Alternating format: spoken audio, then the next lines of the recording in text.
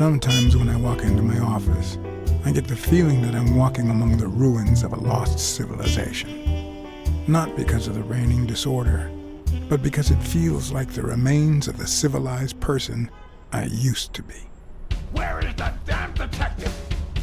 I'm gonna rip his head off. I swear I'll tear his eyes out. Hey! Hand over the pictures, you bastard. Now! Otherwise, you're gonna be dead meat. Hear me, cat?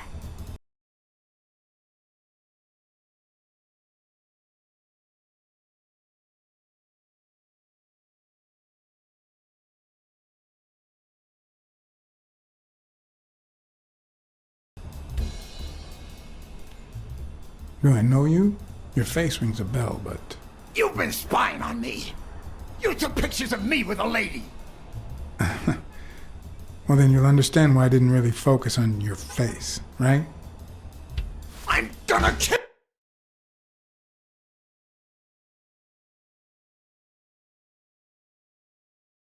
you!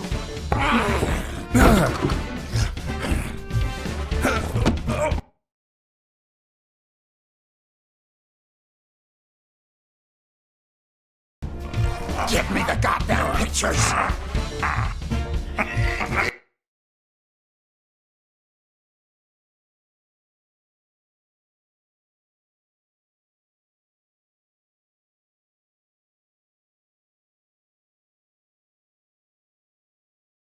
It wasn't the first time I regretted hitting a guy like him. But at least I got enough time to aim at his soft spots.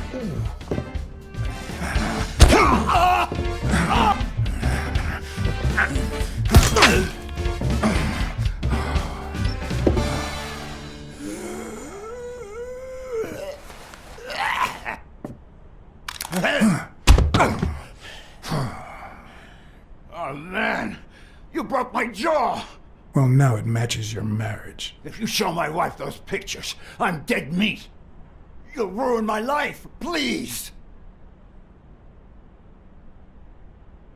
I don't enjoy meddling in others' affairs, but it's my job, and I've got bills to pay. You're the one cheating on your wife, buddy. This is on you. Hey, I'm no two-timer, I swear. It only happened once, for God's sake. I'm just her bodyguard, that's all. She seduced me. I love my wife, honest to God. I even quit the damn job for her. You can't break up a family for one tiny mistake.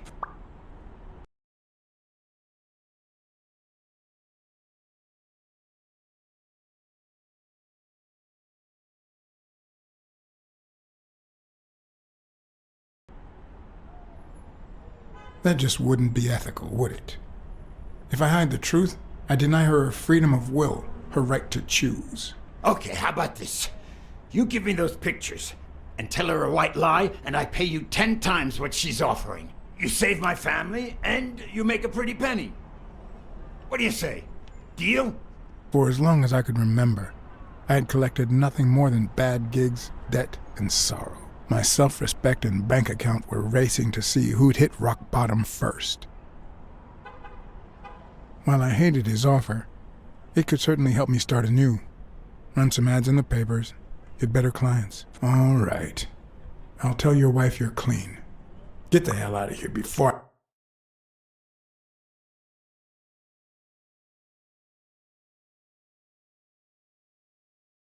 I regret it, pal. 3. Thank God! 2. Put that money to good use. 1. You won't regret helping out Eugene Colbert. I promise you that. My uninvited guest had left me several gifts. First of all, a swollen hand. That guy's skin was hard as a rock. Second of all, more money than I deserved.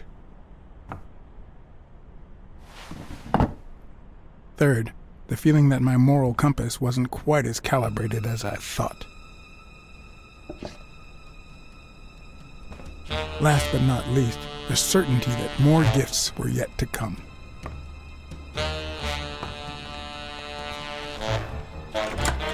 He's a nice guy.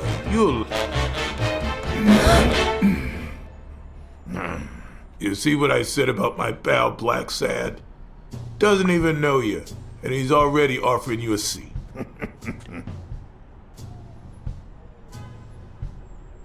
Jake, how the hell am I supposed to guess it's you if you don't even knock first? Shut up and listen, buddy. All right? I brought you a client.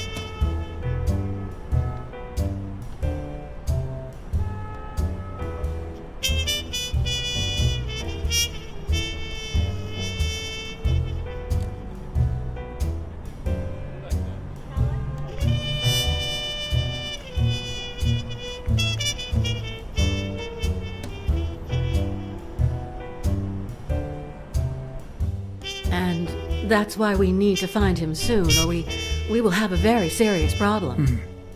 Thanks for the information and the picture. They'll really come in handy. Let me see if I have this straight.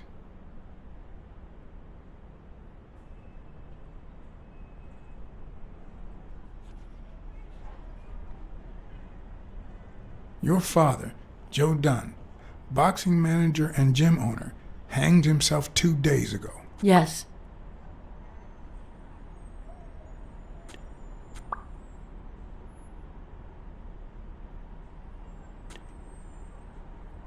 Bobby Yale, a boxer at Dunn's gym, has a crucial fight against the reigning champion in 2 weeks. But he disappeared 2 days ago, right about the same time your father died. Yes. In short, if Bobby Yale is a no-show for his fight, you'll have to pay a fine. But since you don't have the cash on hand, your father's gym would have to close. Yes. So you want me to find Bobby Yale? Yes. No. Jake wants you to find Bobby. Oh, I see. Well, first of all,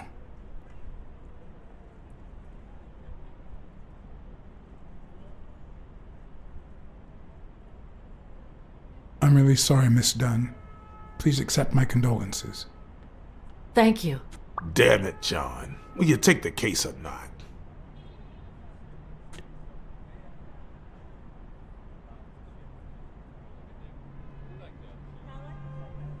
I will, but we're talking about Madison Square Garden. The stakes are high, which can only mean things will get ugly behind the scenes, not to mention pricey. Yes, Mr. Blacksad. If you find Yale and he fights, I'll be able to pay you whatever you ask for.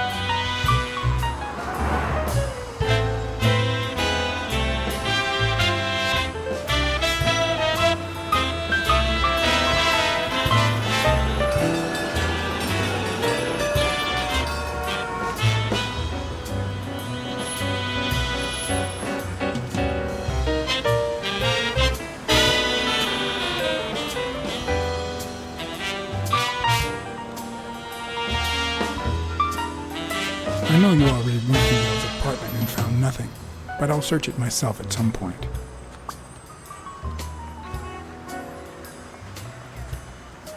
That cleaning lady, Mary, Purnell, the one who found Joe Dunn's body. She works part-time at Sam's Diner, just down the road on the left, right? That's right. I think I might pay her a visit as well. And the gym, of course, and see what I can find. Okay, I think I've got enough to start with for now.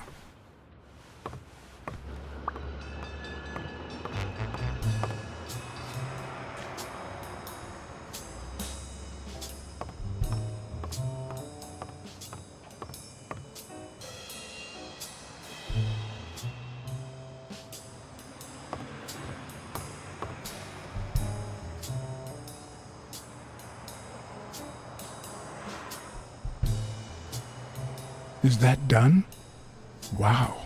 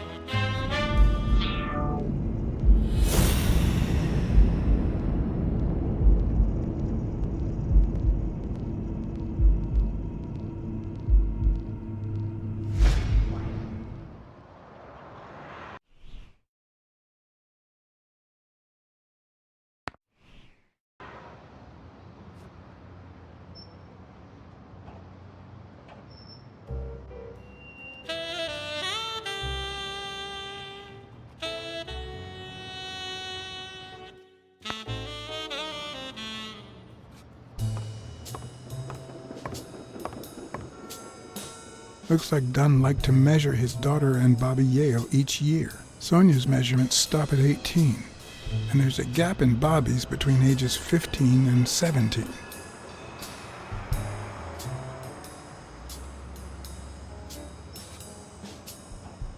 I remember that fight, back when Jake was coming up the ranks.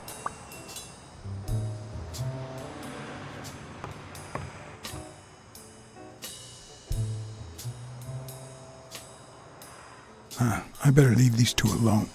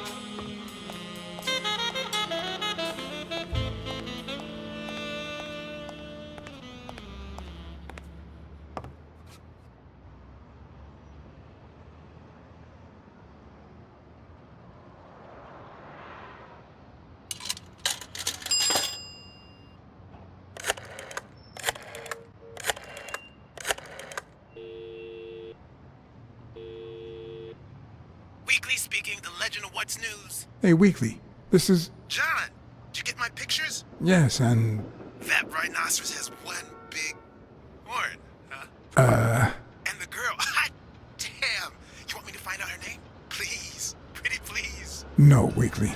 Look. The rhinoceros came by and offered me money to keep quiet. Wow. Are we talking petty cash or big bucks? The latter. That's my boy. Good job, Blacksad. Half the money is yours. Yeehaw!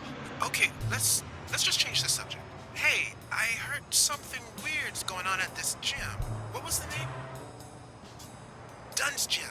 Didn't you have a pal down there? Can I talk to him? I heard a woman's running it now. A boxing gym. Now, that's what I call news. Actually, I'm working on a case for the gym owner. I'll see what I can do, okay? I'll call you. Thanks, pal. You just made my day.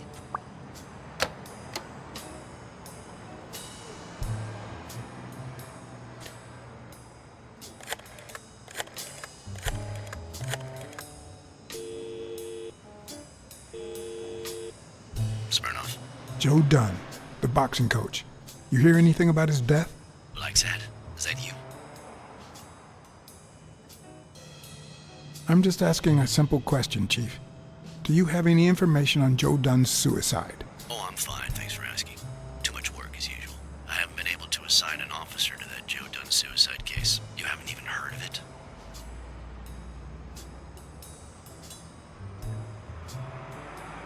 You know I'm bound by client detective confidentiality privileges. And you know I'm bound by law enforcement confidentiality. If you find anything relevant or start feeling a bit more talkative, give me a call. Always a pleasure, John.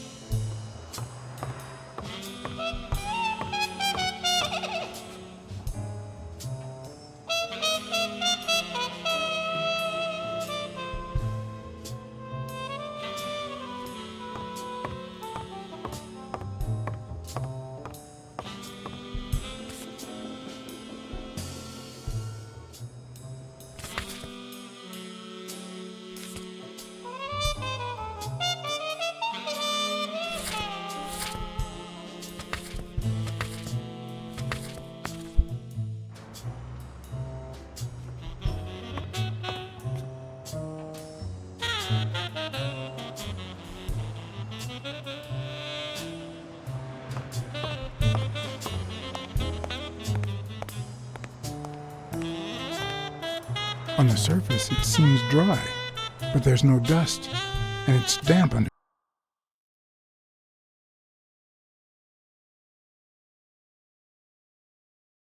It could have fallen the day Dunn died.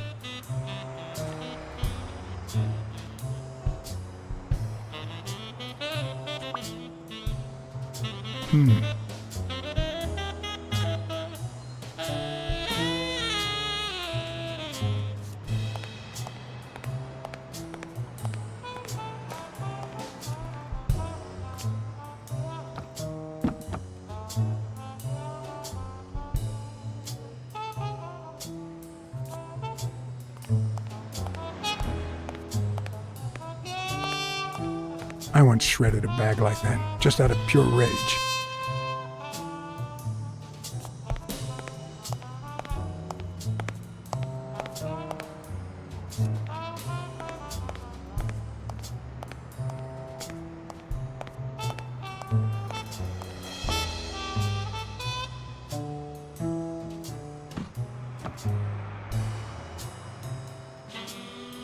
What leads a man to do something like this? Life's already dealt me a fair share of blows, but...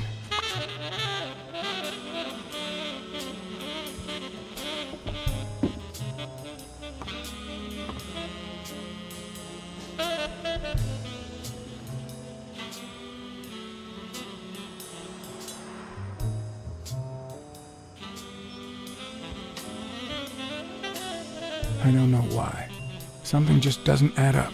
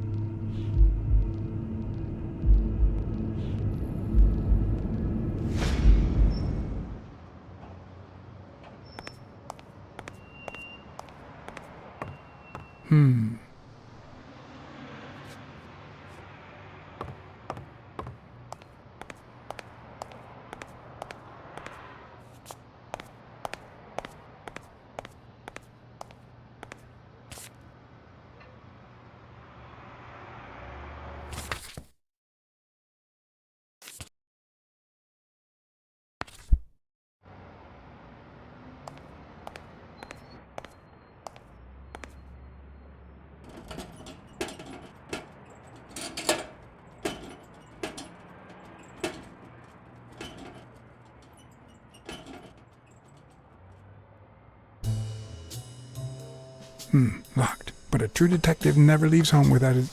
Huh? Sometimes even the most experienced detective has to go home to get his lockpicks.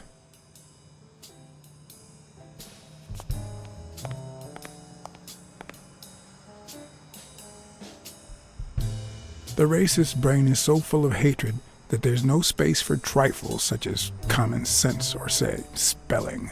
But this most cultured writer spotted the error and attempted to correct it, not sure what to make of the outcome.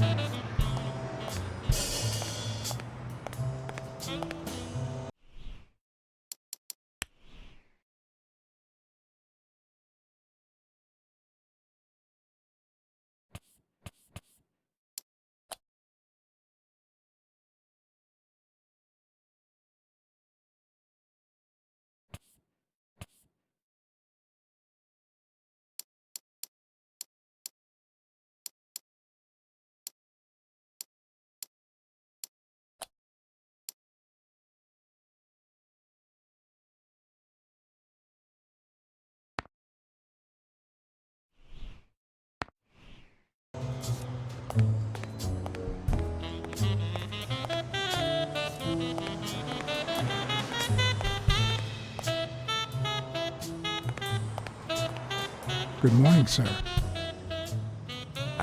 Good morning to you. John Blacksad, Private Eye.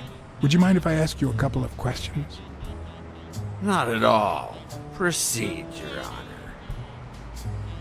Were you here on Sunday afternoon? Yes, indeed, kind prince.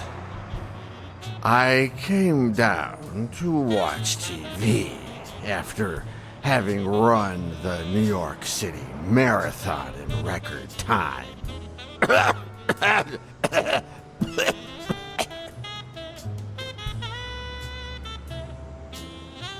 Pleasure to meet you, sir. Well, just like life, that was short. But then again, all things short fit me like a sock.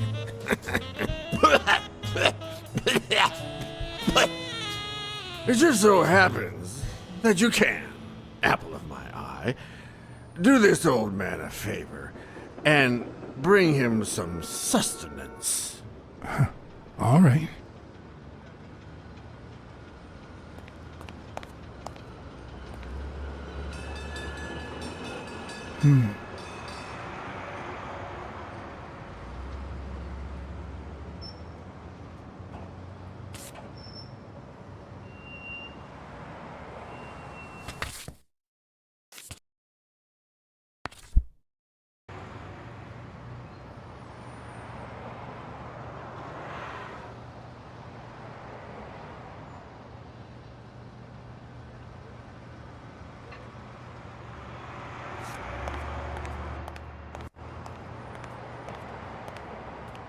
I might just be the last person in New York without a TV. Maybe that's how I should spend the bribe money.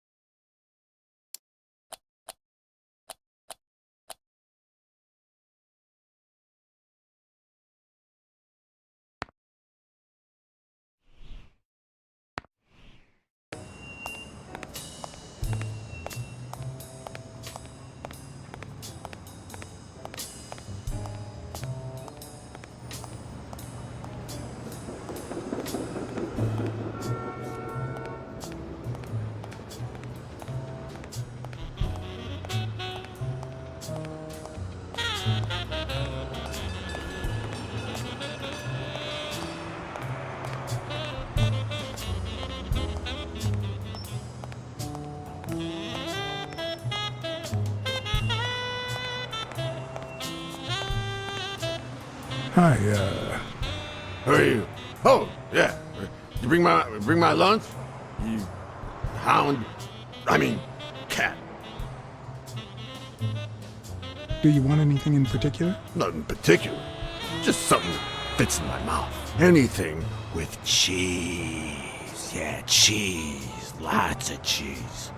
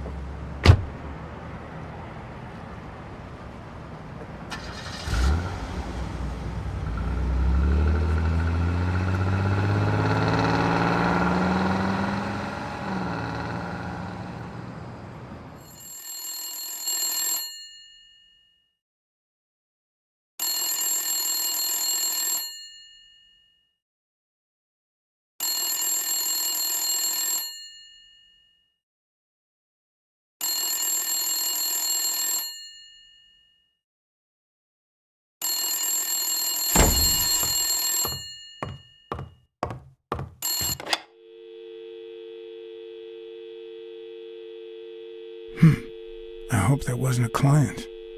Although probability would suggest a cold call. Or, even worse, the War Veterans Therapy Group. I was pretty sure I left the lockpicks on the table.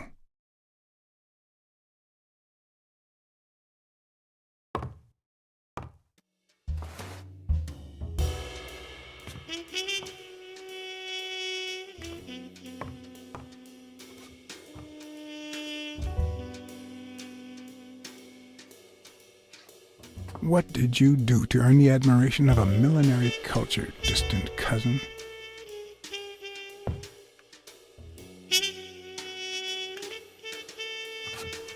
What if the only thing that keeps you going is the very thing that won't let you move on? It's too soon to say goodbye. She wouldn't hear me anyway.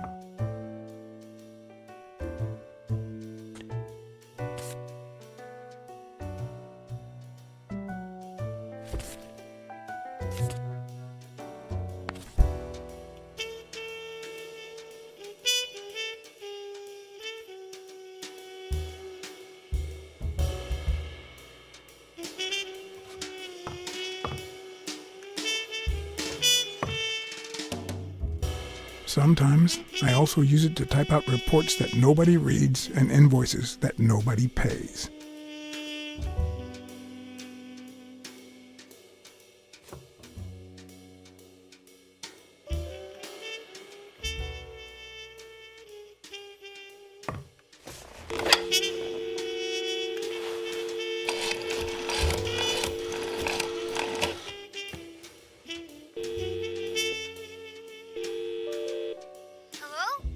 Hi, Ray. Hi. Who are you? Take a guess. I already gave you a clue. I know your name, so... I don't know. That means I'm a detective. No way. My Uncle John is a real detective. And he's way cooler than you. Wait a minute. You're Uncle John. Uncle John, I guessed it. I'm a detective, too. Mom, it's Uncle John. I guessed it. You got me, Ray. Congrats. What did I win? What do you want? I want a gun. Bang, bang, bang. Bang, bang. Good guys don't carry guns, Ray. You know why? Because they always end up shooting someone. Yeah, that's why they're so cool. Oops, Mom's coming. Bye, Uncle John. Ray, is that the way you say goodbye to your uncle? Oops. Love you, Uncle John. Now go put on your jacket. We're late. Bang, bang, bang. What a surprise. How are you? Hey, Donna. Bang, bang, bang. Everything's fine. Don't you worry about me. I do worry about you, especially when you tell me not to. Yeah, can't argue with that. Hey, we're kind of in a hurry. Ray's got a dentist appointment. I'll call you soon, okay? I'm really sorry. Sure. One last thing. Ray, hurry up. We have to go. Have you heard from Dad lately? Not since his last letter. Same old, same old. Okay, now I really have to go. Bye, John. Bye, Uncle John.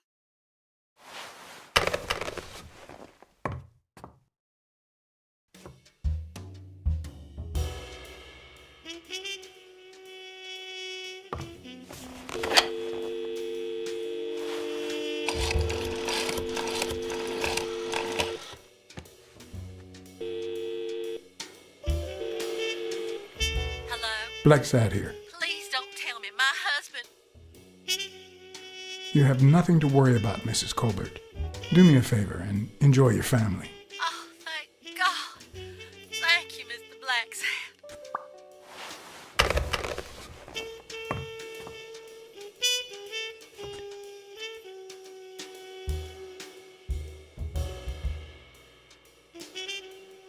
You can't really call yourself a detective if you're a teetotaler.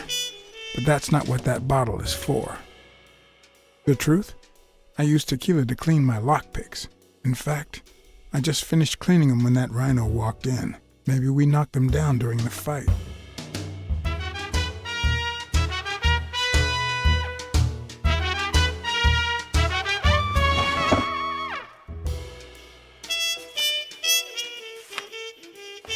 good old Weekly did a fine job with these pictures.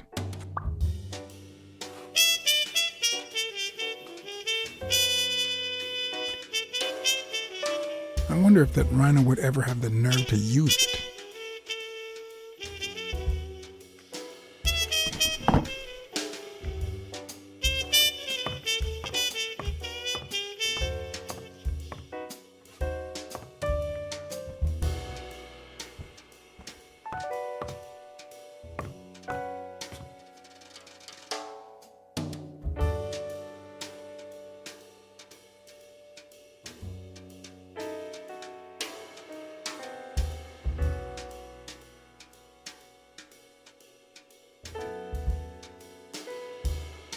A visiting friend once told me that New York City smells like a giant bonfire. I'd say the smell is rubbed off on me.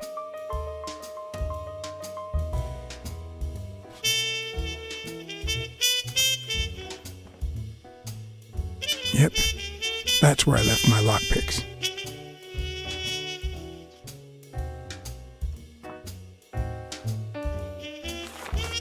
It's too soon to say goodbye.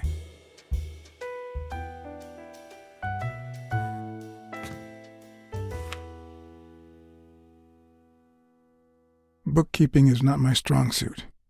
I'm good with expenses. It's the income I don't get.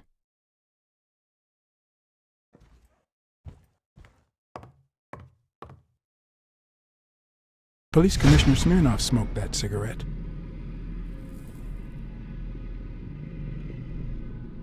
Judging by the way he put it out, he was pretty nervous.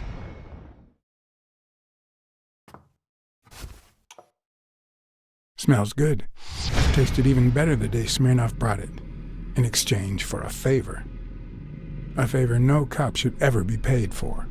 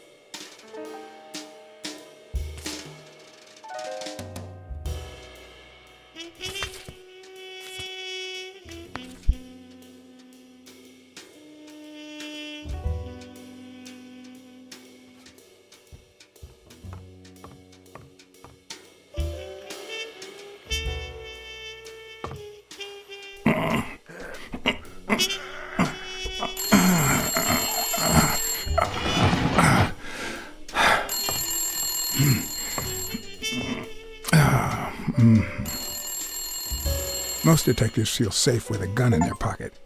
Me, I prefer lockpicks. At least I know these little fellows won't backfire.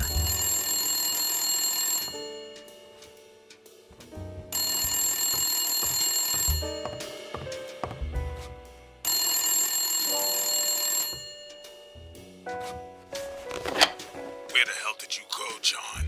I thought you were on the case. I had to run an errand, but I'll be back in no time. You made a crappy impression, and now Sonia has second thoughts about you.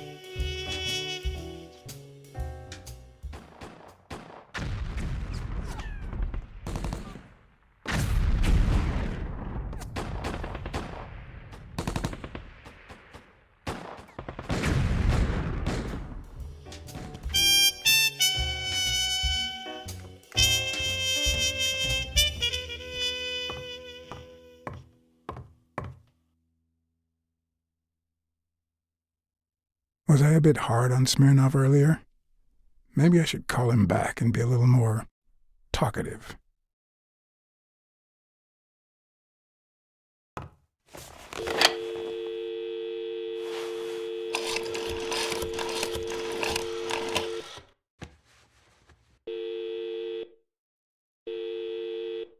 Smirnoff. Hey, it's me again. Thing is, Joe Dunn's daughter hired me. All right, thanks, John. But I still don't get it. Any signs of foul play?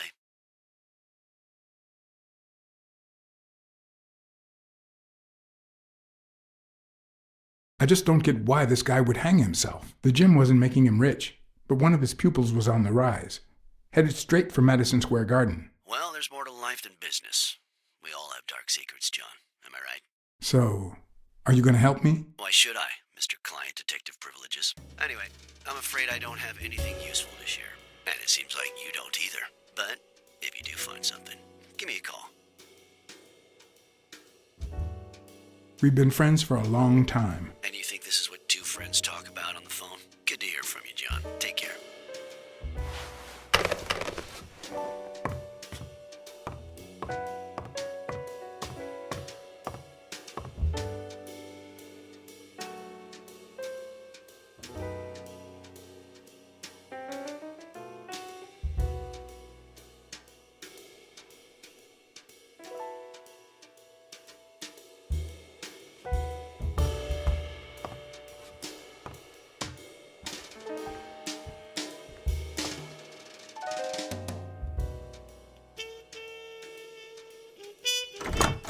Looking back, I wish I'd never found my lockpicks.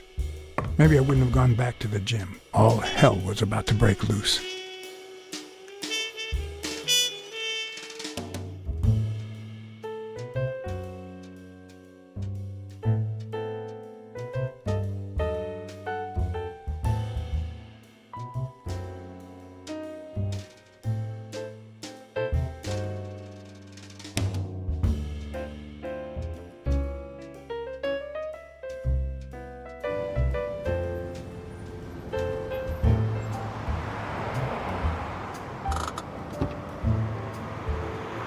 Bobby Yale's place was on the way, so I decided to drop by, lockpicks in hand. The gym could wait.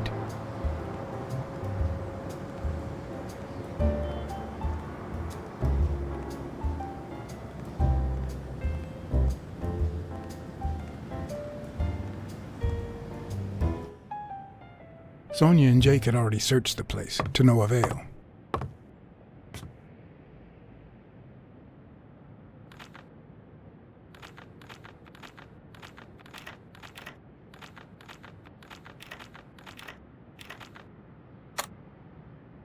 But a good detective would have better luck.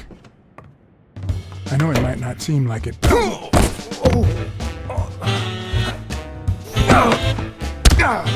When someone hits you like that, you know you're onto something. It's only fair to show some gratitude. At least in the novels.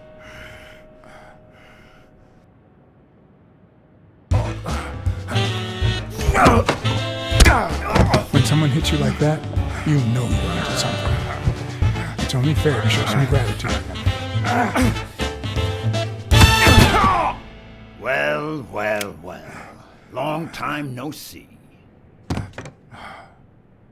My wife just called me. I owe you one. Now leave before my partner... Damn cat. Well done, Colbert.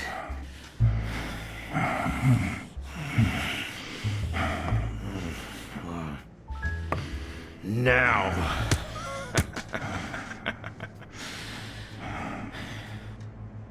How about this? For every wrong answer, I'm gonna give it to you with this club. Deal?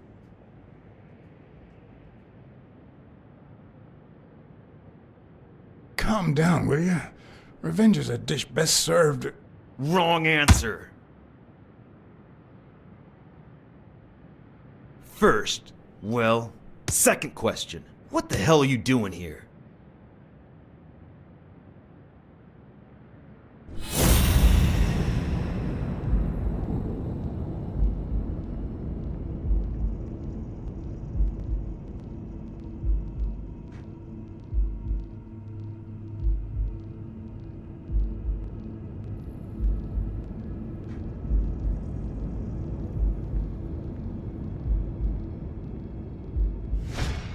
Alrighty. Let's try again. What the hell are you doing here?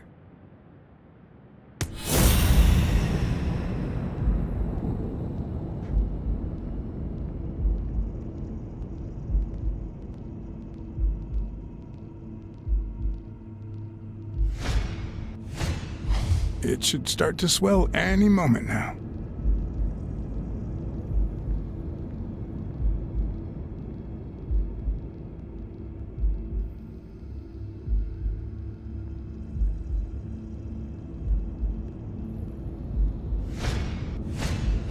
It should start to swell any moment now.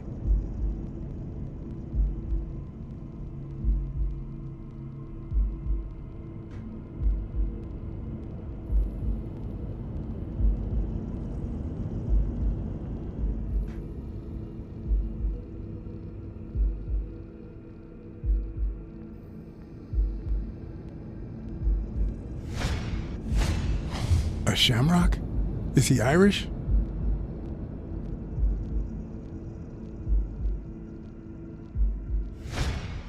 One more time. What the hell are you doing here? Are you of Irish descent? I've got an Irish boss, just like my friend Colbert here.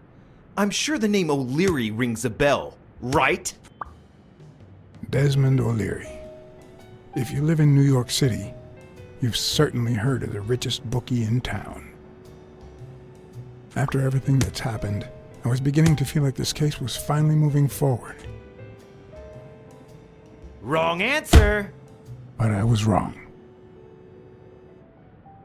Now, where were we? What the hell are you doing here?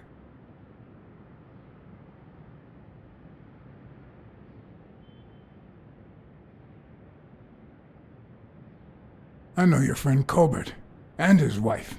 Now he wants to insult you. All right then, he's all yours. All right. Now it's your turn. I'll call the boss.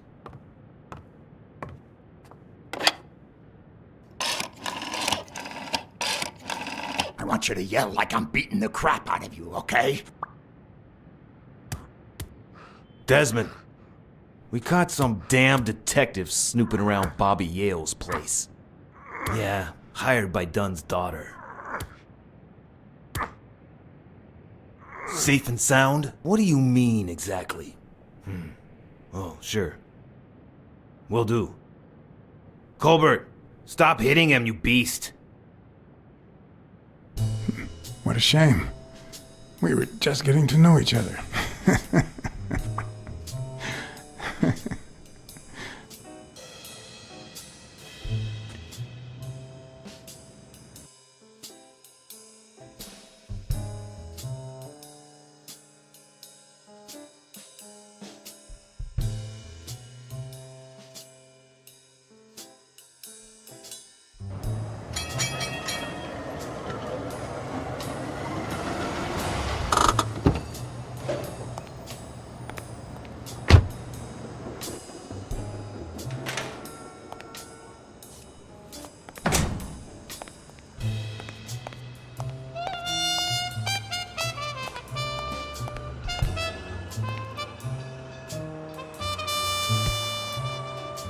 Thanks, pal.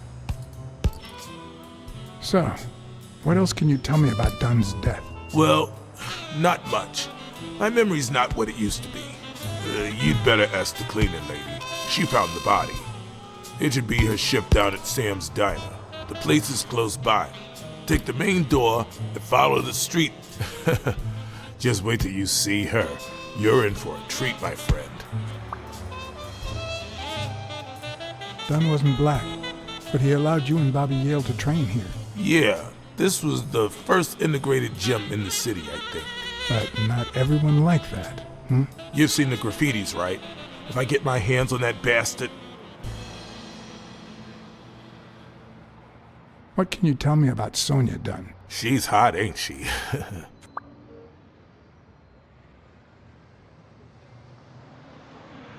You two seem to get along nicely. Well, I've known her since she was a baby. But she sure has grown, if you get my drift. I hadn't seen her since she left for college about 4 years ago. It seems like her father's death didn't really upset her. Well, she likes to play it cool, which makes her really hot.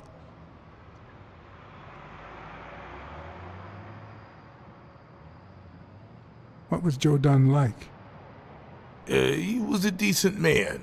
Have you seen all those slogans on the wall? Those motivational phrases? Joe really believed in them. All of them.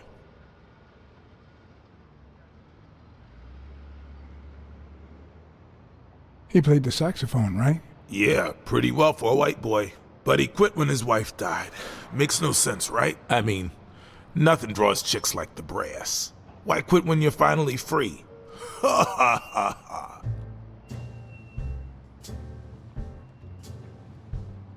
I found an empty wine bottle on the rooftop. Did Joe Dunn drink? Only for a while, back when his wife died. But eventually he quit. After that, he'd only drink on special occasions. Do you have any idea where Bobby Yale could be? Not a clue. I dropped by Bobby Yale's apartment. I think he might be involved with O'Leary, the bookmaker. You sure?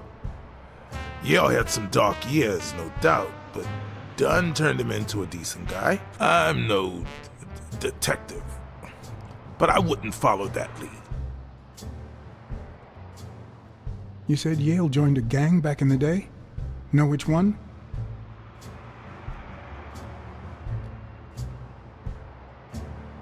Hell, I don't know, John. This is New York City. There are more gangs than people. Do you know any of his relatives? His father, Avenarius. Avenarius? The boxer poet? Didn't he disappear 20 years ago? Yeah, and his wife, Bobby's mom, died shortly after. Dunn is the closest thing the family to poor kids had ever since. If Yale's gonna fight the reigning champion, he's got a big career ahead of him. He hasn't lost a single fight since he turned pro. The little bastard beat the socks off me a few years back. I better let you get back to your drills. All right.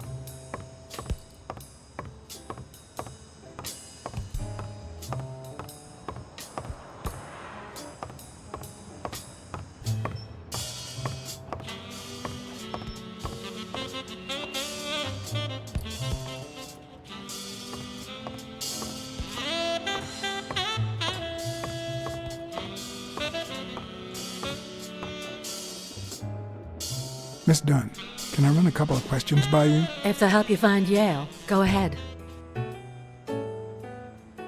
Did you and your father get along? Let's just say our relationship got better when I left for Sunny University. An 8-hour drive from here. Meaning? I'll lay it out for you, Mr. Blacksad. My father, Joe Dunn, disappeared the day my mother died. He became a shell of himself. Joe Dunn, my legal guardian. A man who gave me food, shelter, clothing, and an education.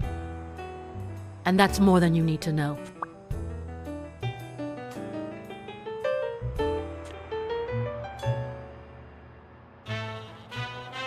Did you get along with Bobby Yale?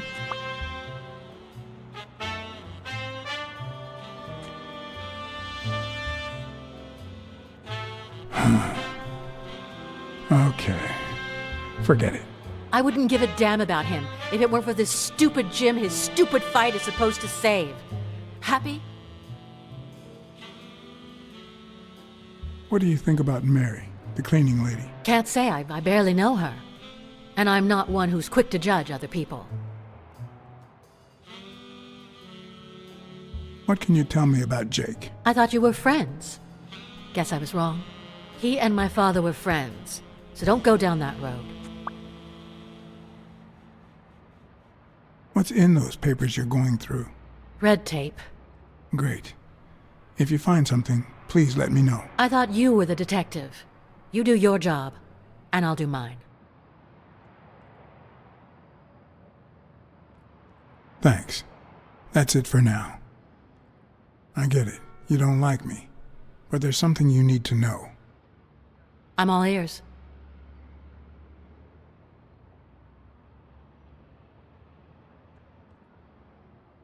I know this must be tough, but it's no excuse to treat me like that. Duly noted, Mr. Blacksad.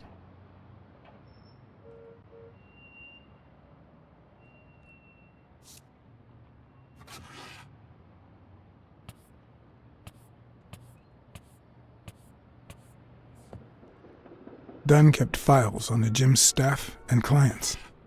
Name, address, and date of birth.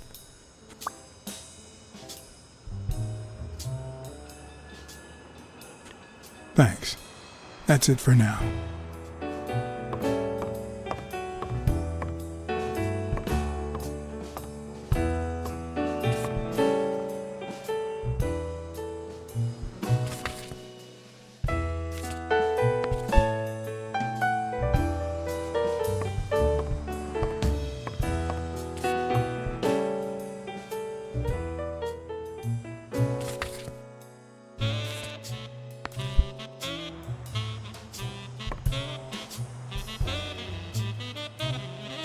I'd like to take a look inside that safe now.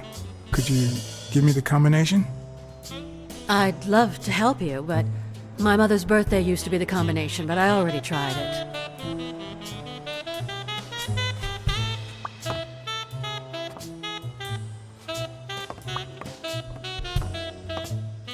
Seemed like a happy family.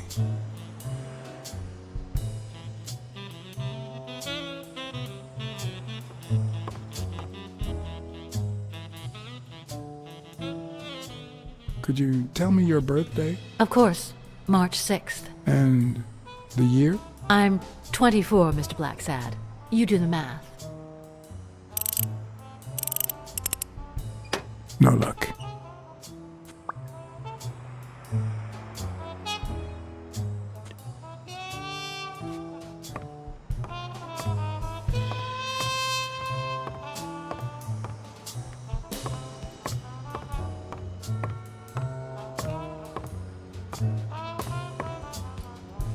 Sonia's measurements stop at 18, and there's a gap in Bobby's between ages 15 and 17.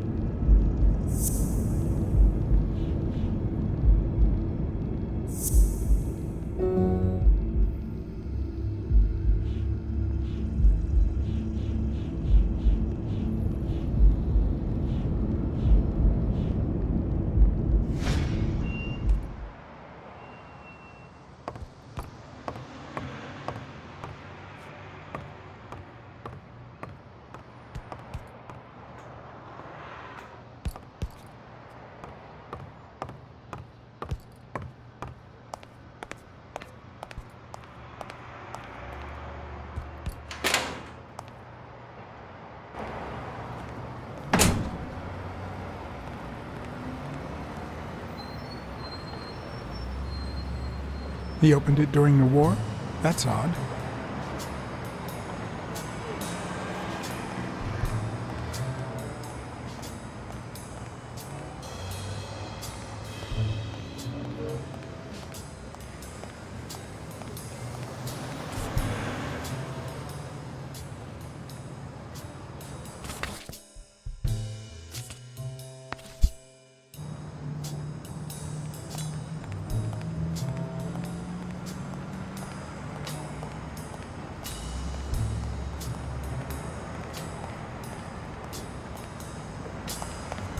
Mary Purnell, the person who found Dunn's body, works a block away from the gym.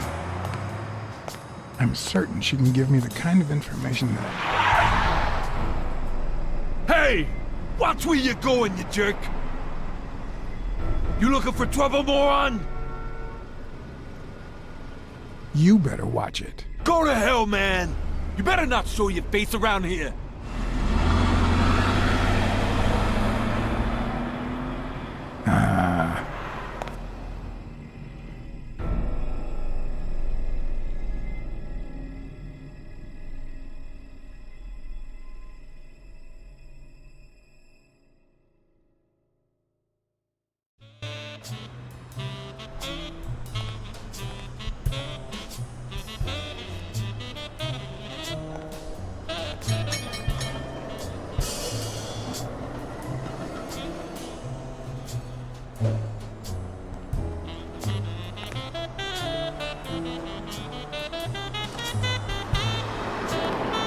And there you go.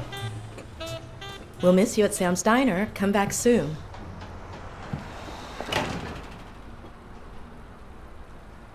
Welcome to Sam's Diner. What can I get for you? Blacksad, Private Eye. I work for Sonia Dunn. I need to ask you some questions about Joe Dunn. Sure, but I'm working right now. Maybe later? Please, I need to find Bobby Yale as soon as possible. And I think you can help me. All right. What can you tell me about Sonia Dunn? I barely know her, but she looks like a smart girl, poor thing.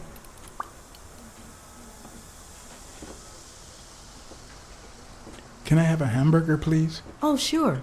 Regular or cheese? I think I'll get the cheeseburger. Mm-hmm. You want fries? A drink? No, that's it. Okay. Is that for here or to go, then? To go, please. One cheeseburger to go, Sam. Okay!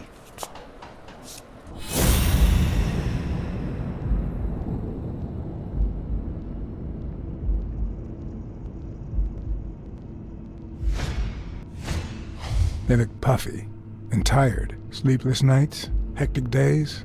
Or has she been crying? Perhaps all of the above.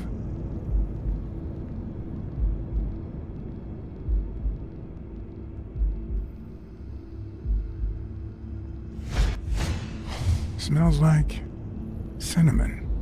No, cinnamon and burgers.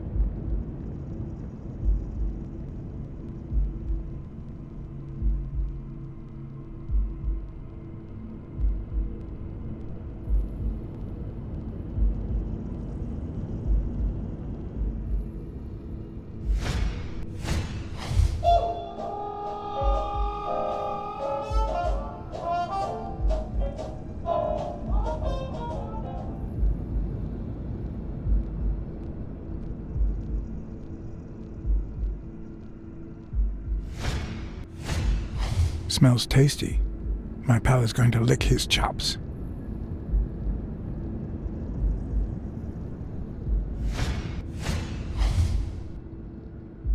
Her handwriting is nice and neat.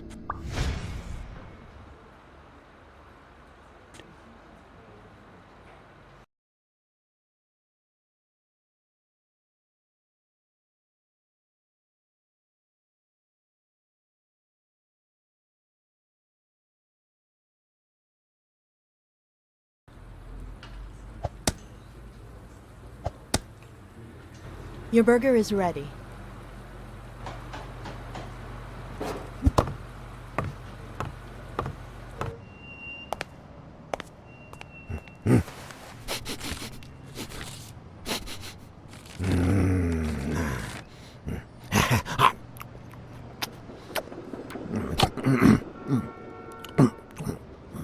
All right, I'll let you enjoy your meal.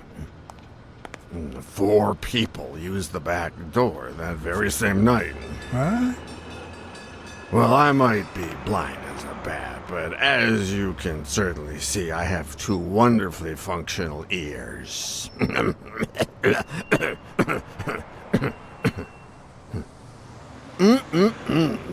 Thank you very much for remembering the cheese, by the way.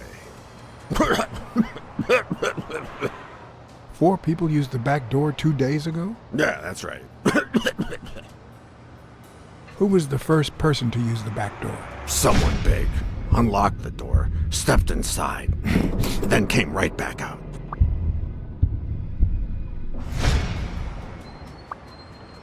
Who was the second person to use the back door? A man, just a few minutes after the first person. He came back out muttering, "Ungrateful bastard." Then he threw something in the trash and walked back in. Oh, no, wait. Before that, he gave me a coin. A coin? I mean, do I look like I need spare change, huh? I mean, I'm staying at the Million-Star Hotel, for God's sake.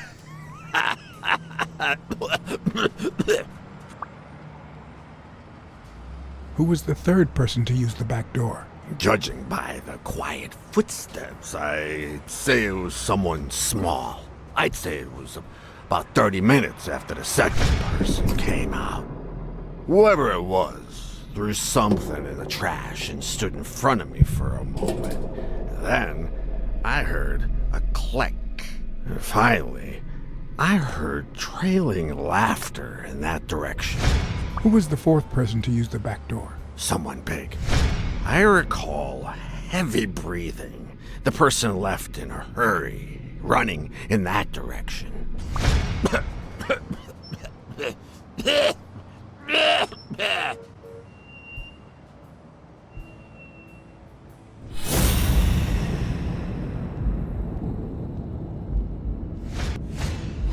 I wonder what it feels like to live without legs. Would I manage?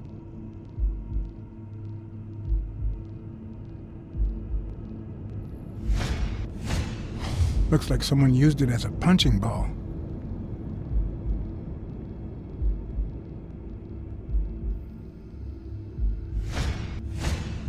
Blind and legless.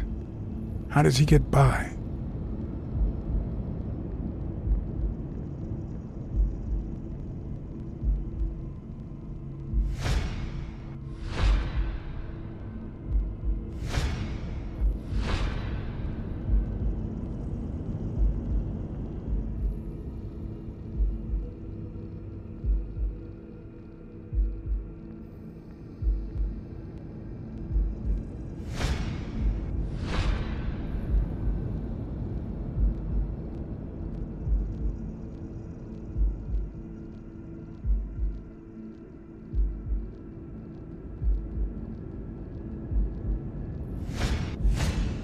Looks like someone used it as a punching ball.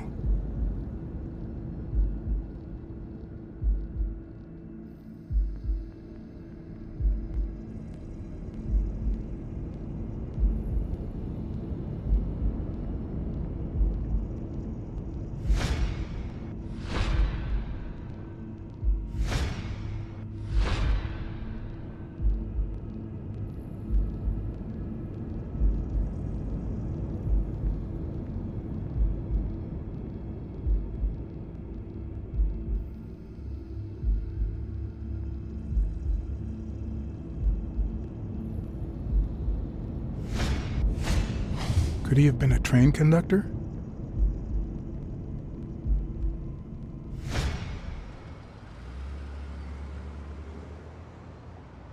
There's a chest expander in your cart. A what expander? A thingamajig with 3 springs. Oh, the thingamajig with springs. Oh, I got it from the trash back there.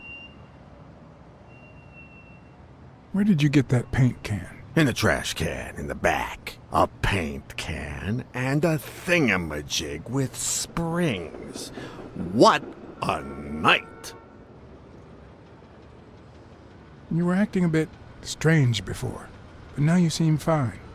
Why is that? Hey, you got great vision, sense of smell, and hearing. Why is that? Well, I'm a cat. Well, I'm a goat. That's all for now. Thanks.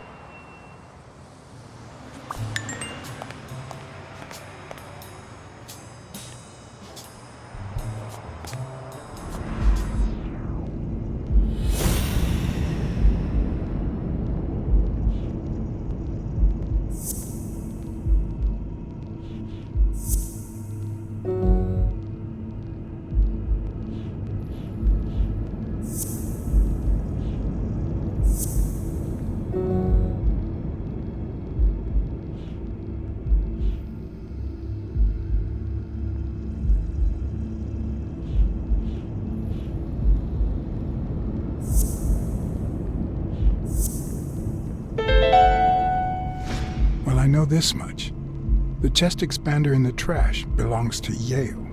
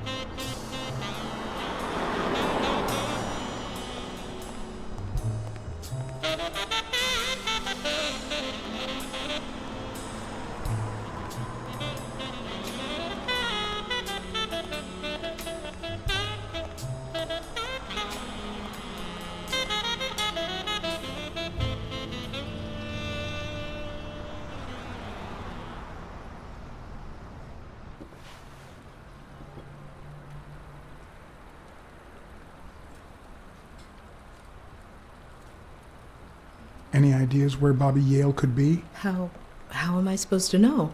He's rarely there when I clean the gym. Bobby seems like a nice kid, but I barely know him.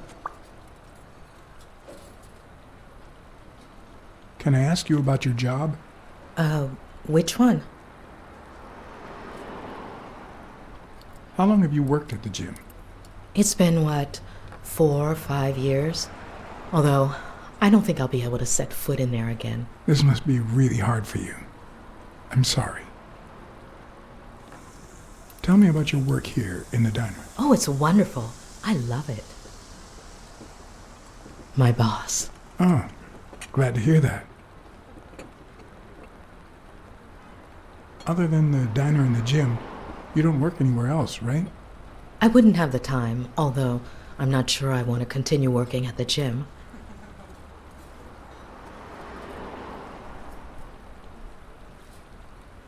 If I were you, I wouldn't quit. Trust me, it might be painful at first, but time heals all wounds. Joey used to say the same thing. Maybe. I don't know. Thanks. Let's talk a bit more about Joe Dunn. What kind of boss was Joe Dunn? A good one. Always paid on time, never raised his voice. If I asked for the day off, he even cleaned the gym. How was Joe Dunn outside the gym? I wouldn't know. I only saw him at the gym or right there. That was his spot. I think everyone liked him. Can you tell me how you found Dunn's body? Well, I thought I was alone. I clean early in the morning before Mr. Dunn comes in. Oh, so you have keys to the gym. Yes, of course. There was paint on the floor, so I thought it'd be a busy morning. And then I saw him, hanging there, like a baby mobile over a crib. Then I think I panicked. When I calmed down, I called the police and waited outside. Sorry, that's all I can say. Don't worry. But if you remember anything else, let me know. Thanks, but I still don't get why he'd commit suicide.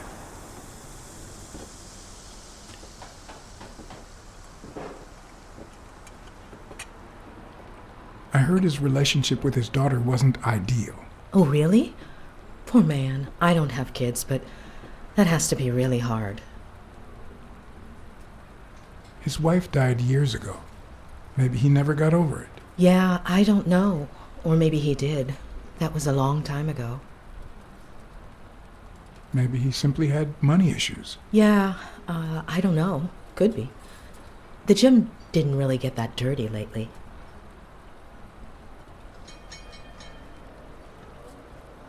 What do you think about Jake Ostiambi? Who? Who's that? A big gorilla. Boxer, too. A friend of Joe Dunn's. Oh, yeah. I barely know him. I don't like how he looks at me. Have you remembered anything else about the moment you found Dunn's body? I'm afraid not. It's too painful. I know. But we need to find Bobby Yale. Anything, any minor detail, could really make a difference. I'll try. Have you remembered anything else about the moment you found Dunn's body? I really can't remember anything. I'm sorry. Sorry. I think that's it for now. See you around. We'll miss you at Sam's Diner. Bye-bye.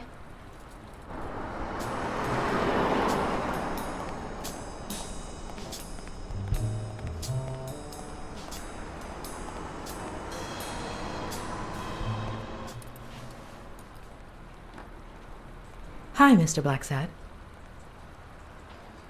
I'll let you get back to work. See you. We'll miss you at Sam's Diner. Bye-bye.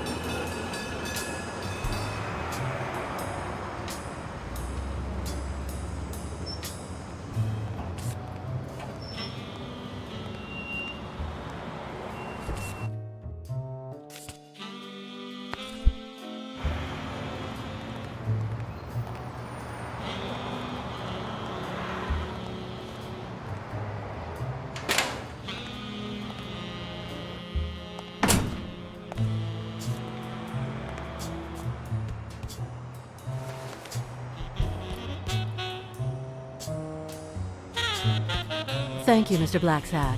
Does the postman always leave your mail on the floor? I don't know,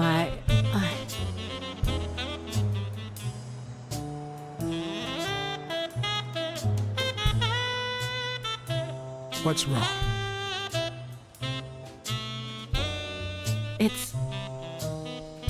It's my mother's wedding ring.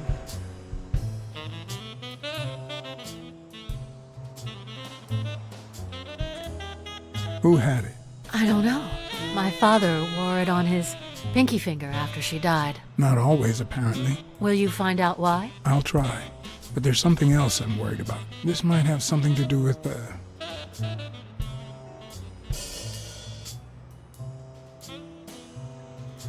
your father's death and Bobby Yale's disappearance. Oh my, yes. It could be.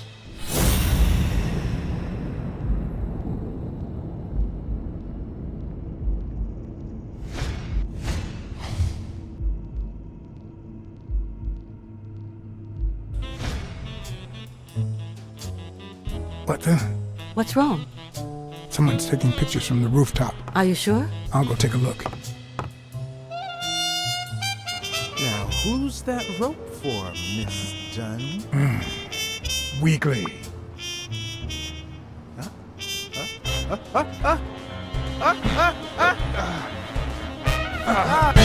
the hell are you doing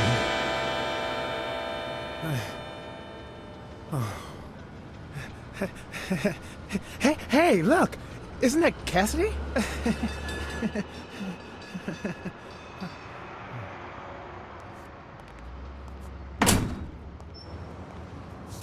Don't change the subject, you sad little... Why don't we settle this over ice cream, huh, John? Just like in the good old days. How did you get up here? I don't want anyone to see you.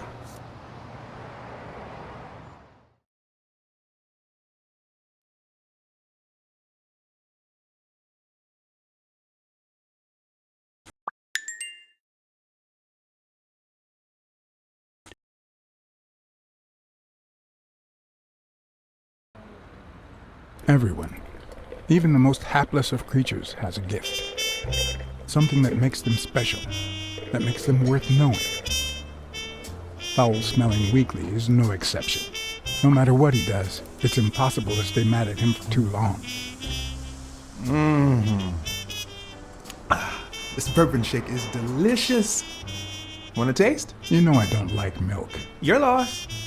So, Joe Dunn hangs himself and leaves his gym to his daughter, which makes her the first woman to run a boxing gym, I think.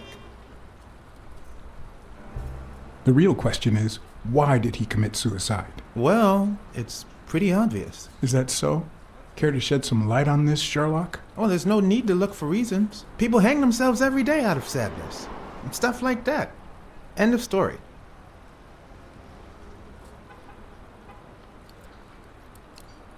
Everyone knows the gym had some serious money issues. Maybe he just got tired of fighting.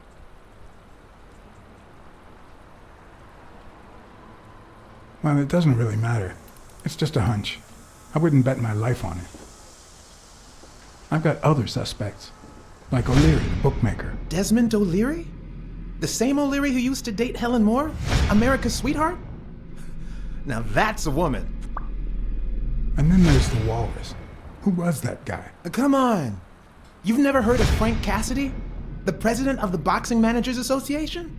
Who's also Stone's agent, Bobby Yale's rival. He might know why Dunn killed himself, right? I decided to ask Weekly to investigate Cassidy. My reasons? Weekly was right. Cassidy could have known why Dunn killed himself. Weekly had already proven to be nosy. The farther I kept him from the gym, the better. But with Weekly, you just never know what the best approach might be. Should I give him an order or a subtle suggestion? Yeah, you might be right about Cassidy. But, it won't be easy to make him talk. He seems like a pretty tough cookie. Only a thorough and efficient detective could pull it off. But the problem is, I already got enough on my plate. You're a lucky man, John Blacksad. I don't follow. You just found the thorough detective you need. Oh, of course. What a great idea. How did I not think of you? Hey, don't sweat it. But you'll have to do me a favor. Tell Sonia Dunn that a legendary journalist from What's News wants an interview. Weekly, please. Well, if not, bye-bye, Cassidy. You know, there's a third option. What if I tell Sonia to sue you for spying on her? You wouldn't. Try me. Okay, you win.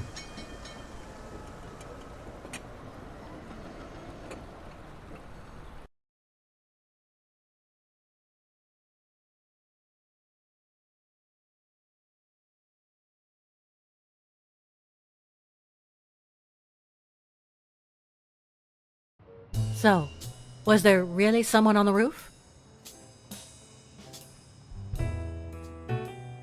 Yeah, but he was faster than me. I couldn't get my hands on him. A fast spy and a slow detective. This must be my lucky day.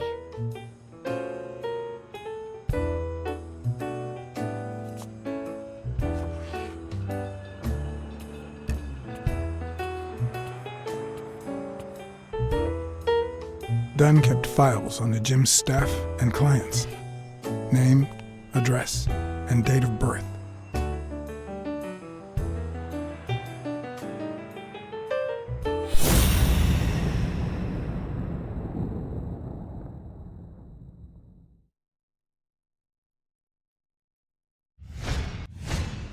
Nice and steady heartbeat.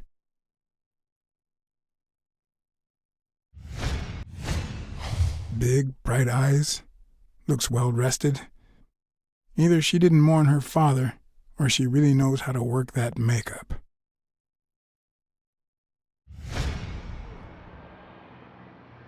I saw you arguing with a guy named Cassidy. What did he want? Remember the fight that needs to take place in order to save this gym? Well, Cassidy manages Yale's rival, Stone, the reigning champion. If Bobby doesn't show up, he'll lose money. Maybe not a lot, but enough to care. Did you find anything interesting in those papers? No. Investigation work takes time, as I'm sure you know.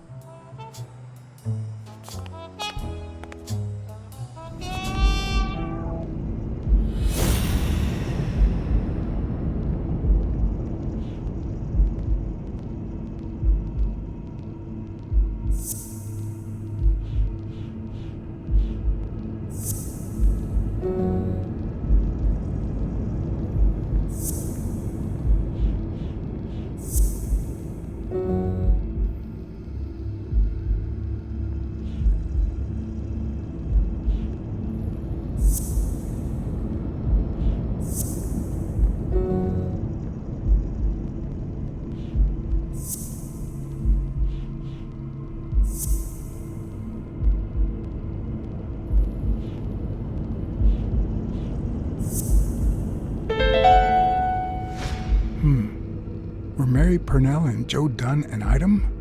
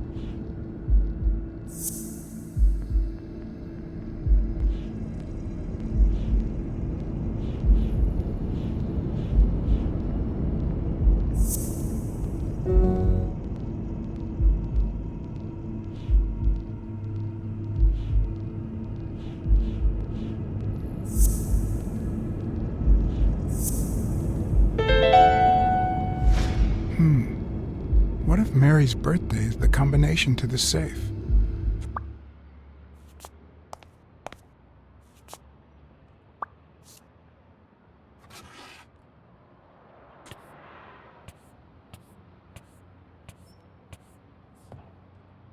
And there it was, Mary's birthday, a week prior to that very day.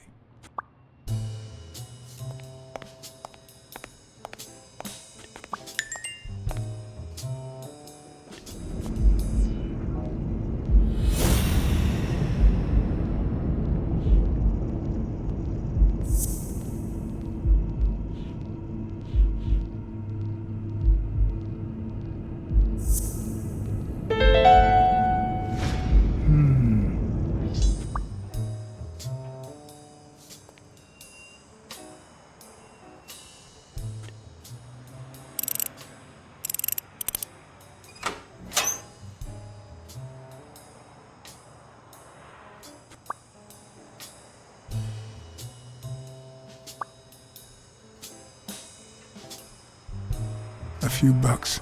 Just petty cash. I never would have taken Dunn for a gun owner.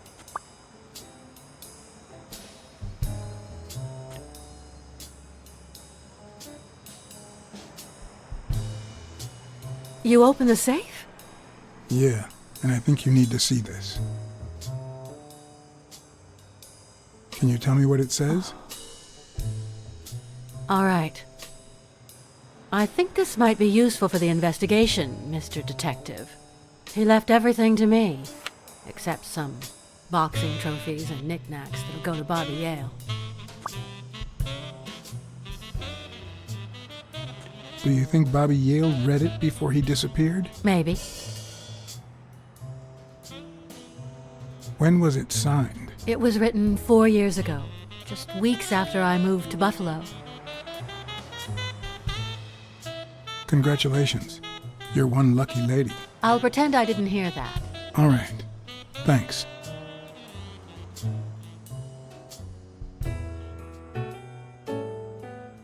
I never asked about the gym's insurance. That's exactly what I'm reading now. So far, it looks like your standard small business policy.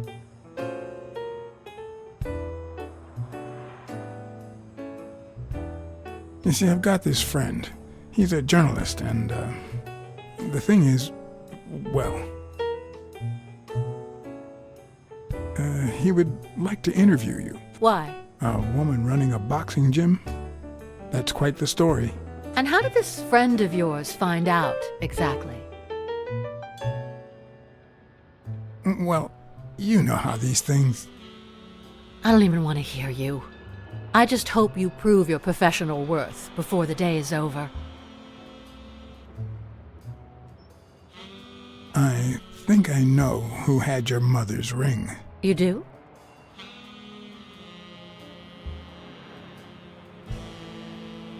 Mary Purnell. I think she was in love with your father. Thank you.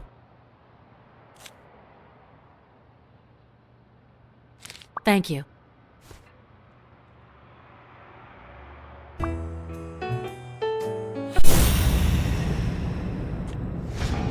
Did you find anything interesting in those papers? No. Investigation work takes time, as I'm sure you know.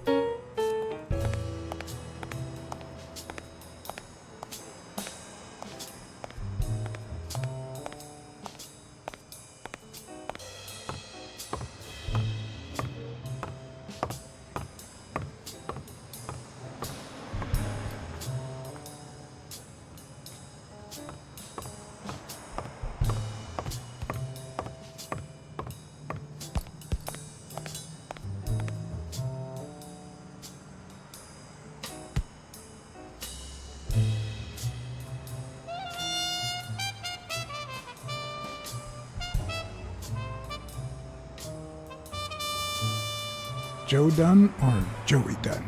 Huh? Nobody called him Joey. Well, maybe his wife. Although, she didn't call him anything after she died.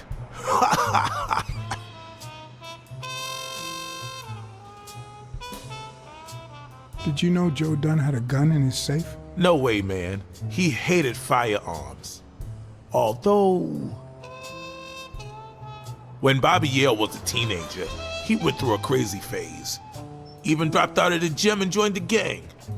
Nothing serious. Early one morning, he broke in the gym. Joe was already here and caught him red-handed. Bobby pointed the gun at Dunn and ordered him to open the safe. So, Joe opened it and asked Bobby to put the gun aside, leave the gang, and start boxing again. I got here 5 minutes later and found Bobby crying like a baby in Joe's arms. Then he just stood up and put on his gloves.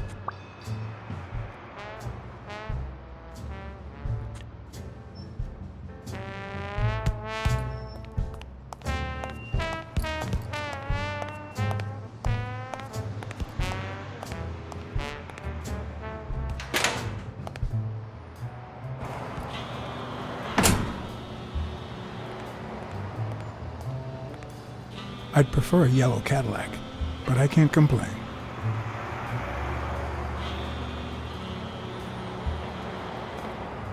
I'd prefer a yellow Cadillac, but I can't complain.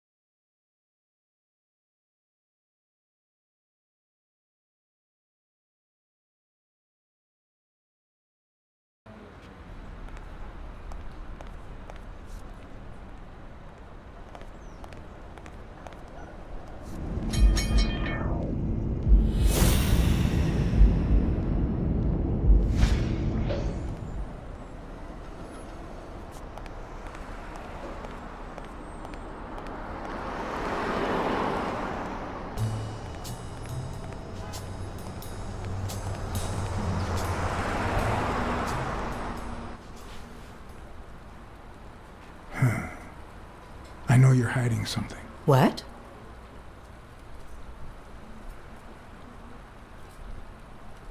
I know how much Dunn meant to you. I'm very sorry for your loss. I don't think Your handwriting on the envelope. Your date of birth on the safe. Oh, my goodness. I can't talk here. My shift is over in 10 minutes. Can you wait a while? Can I get a refill over here, Mary? Coming right up.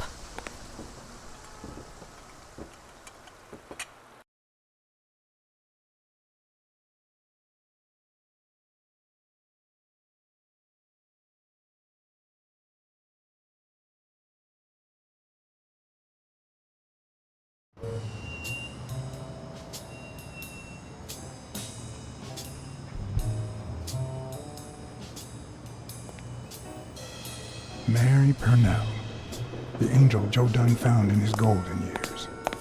We'd been seeing each other for almost 2 years. It all started with, well, weekdays I start cleaning the gym at dawn, before my shift at the diner.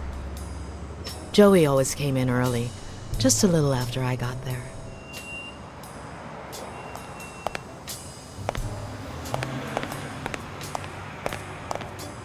He used to say it was the best time for the worst task of the day. Oh, I know exactly what he meant.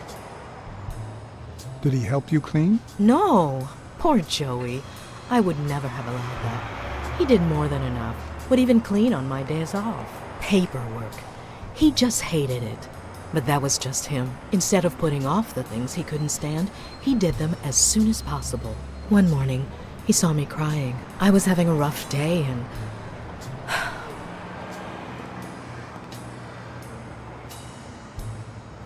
He tried to make you smile. He pointed at the coffee machine. You need a cup of joe and some fresh air. That was the first of many cups on the rooftop.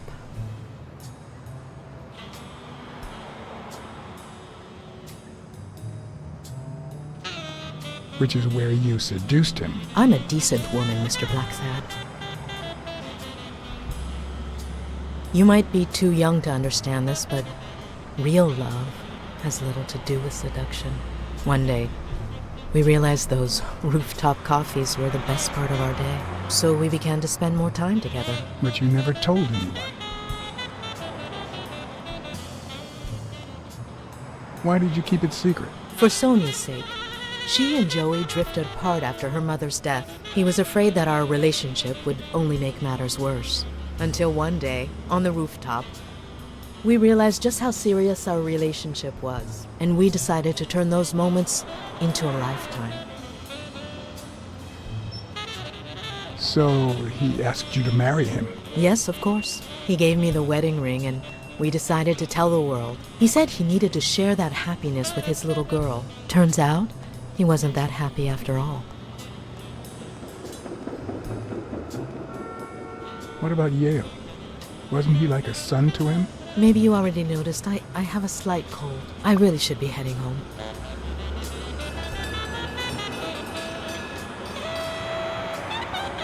Maybe you should cover your neck. I lost my scarf a while back, not sure where. And now, if you'll excuse me, that's my bus stop. A pleasure to speak with you, Mr. Blacksad.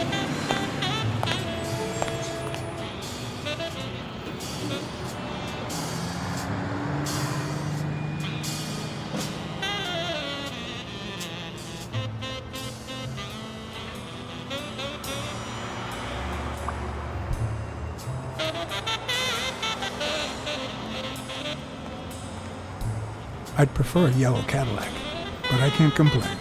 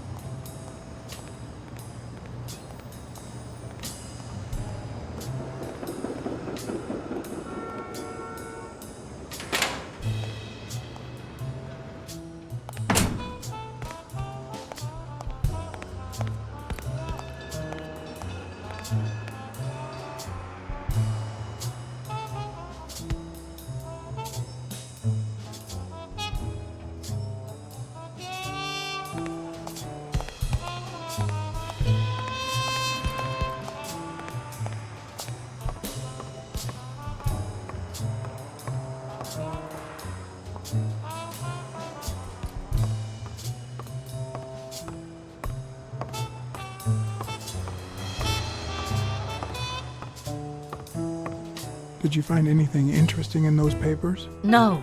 Investigation work takes time, as I'm sure you know.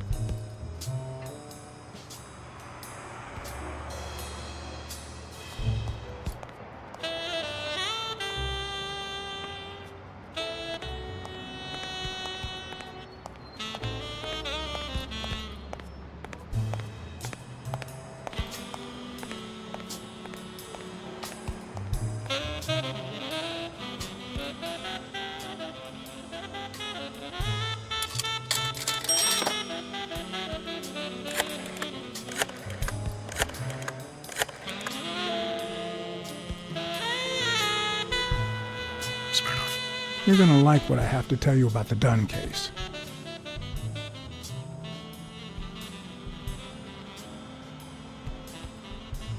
Dunn and the gym's cleaning lady were about to get married. Great. Call What's News. They'll know what to do with such an incredibly interesting piece of information. The combination on Dunn's safe was her birthday.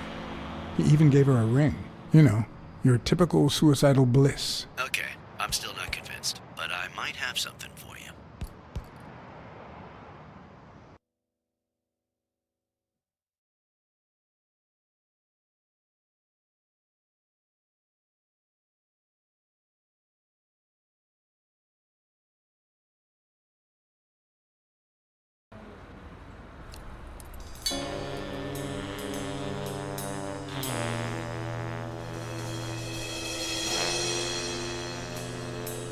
Life is off and off key, like a bad song.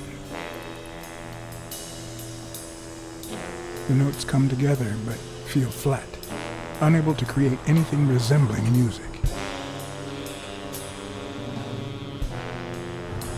And yet, there are ways to string them together to create harmony. Ways that are not always entirely in our hands.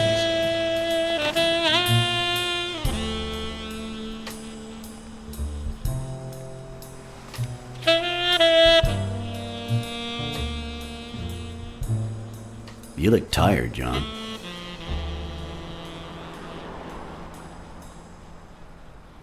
You look pretty tired yourself. Yep, I'm beat. I'm starving. Just got back from the annual police medical. Not only did I have to fast, but I also had to chug 2 enormous glasses of water. John, you alright? I've had better days, and I'll have them again, I hope. We both deserve to. The thing is, I'd love to help you out with this case, but I can't. You know I work for the state of New York. If I had any information, I couldn't share it with a private eye. Even if it was lying on top of this table. You said you were starving. Why don't you go to the counter and order something? Yeah, sure, good idea. If you'll excuse me.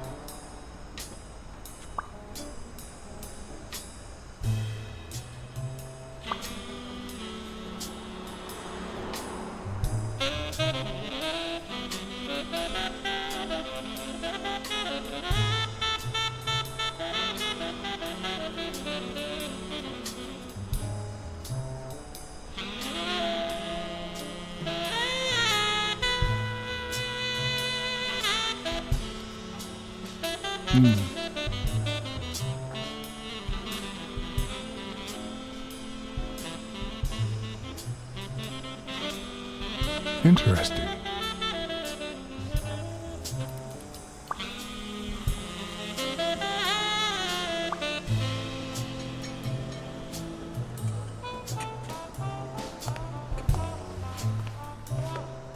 Now that I think of it, I better eat at home.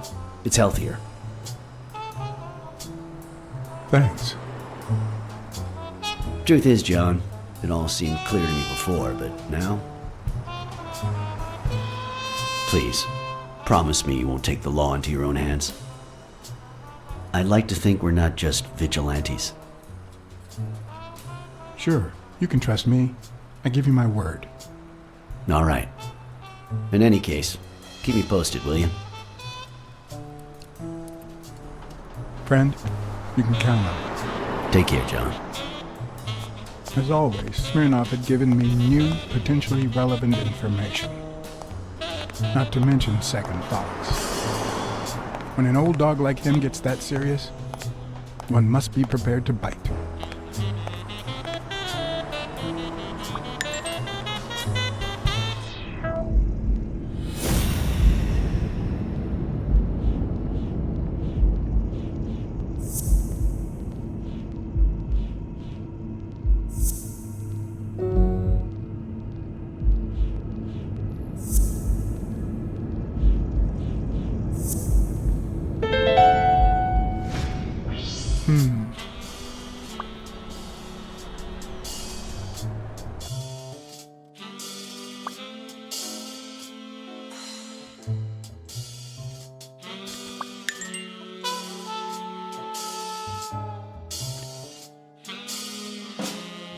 I'm much taller than Dunn, and I can barely reach the noose. There's no way Dunn hanged himself. Not on his own, at least.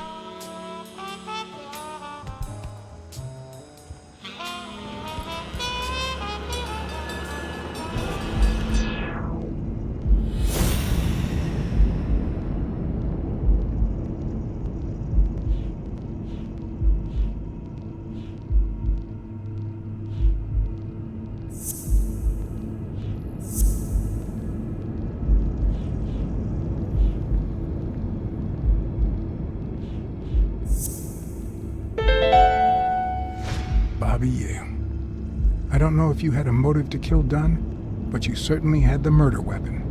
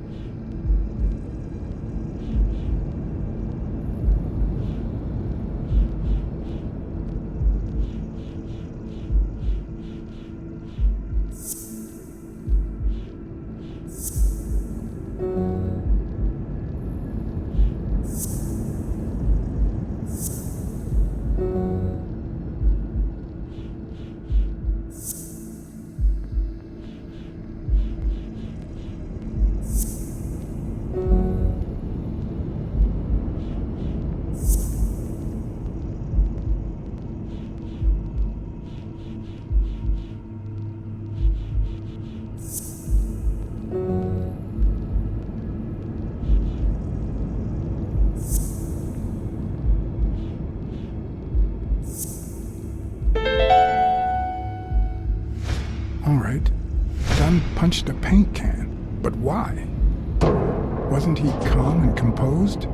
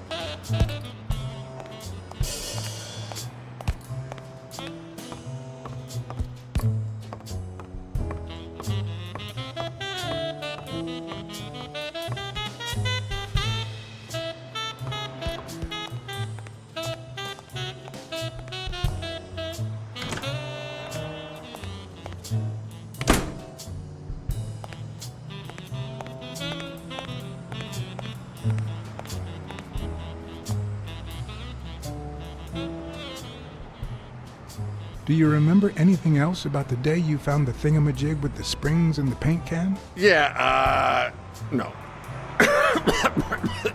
Wait, yeah. Well, no, now that I think of it, no. Hey, pal, how about thanking a good-looking goat with a cigarette?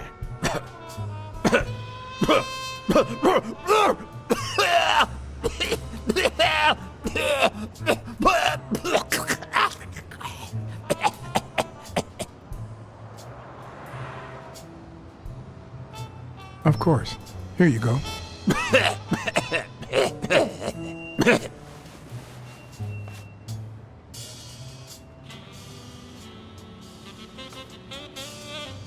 Yeah, you think you're not responsible for my pathetic state? Think you're not to blame? It's the government that shipped me off to war. They shipped me off too. Oh, right.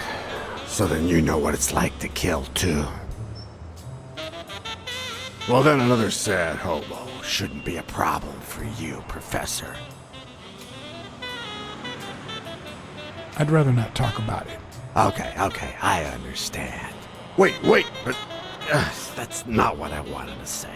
Oh, well, you know we goats tend to jump from one thing to another. The government paid for everything. Army fatigues, rations, weapons, lodging at hookers, drugs. Do you know where that money comes from? Taxes! Your taxes, my dear friend. You help them cut my legs. They declare war every chance they get, so that the weapon industry that finances their campaigns gets richer and richer and richer. And that's how we finance their wars. So the slightest connection with corruption turns us into accomplices. Unless one manages to keep at arm's length. That is what I did, my loyal disciple, at the Million-Star Hotel. So, do you like your master, the Great? Hey, what's your name? You never told me.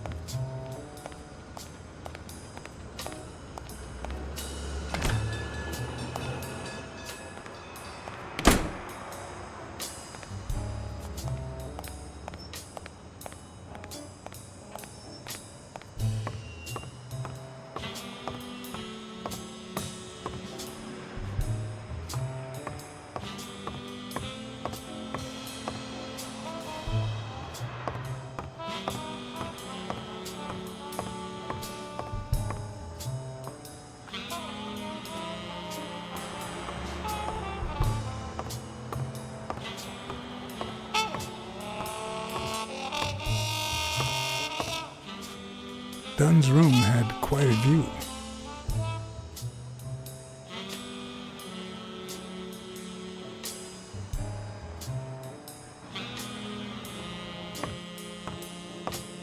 Did you find anything interesting in those papers? No. Investigation work takes time, as I'm sure you know.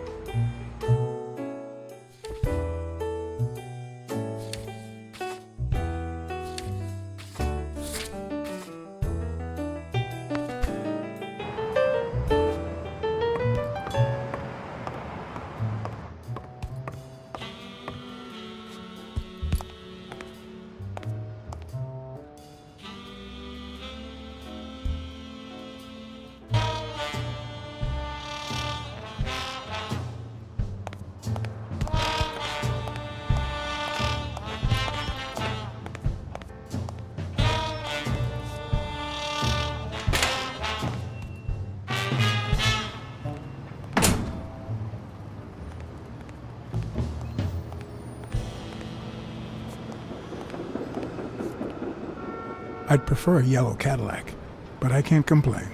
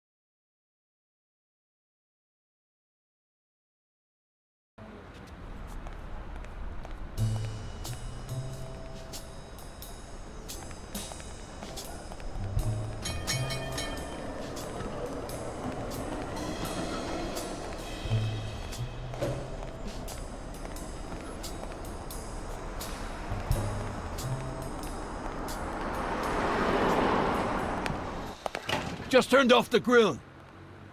You all got about 25 seconds to order your last burger before it goes cold, you bastards! Hey, if it isn't Mr. Don't Mess With Me, get out of my restaurant! And don't come back unless you want a facelift!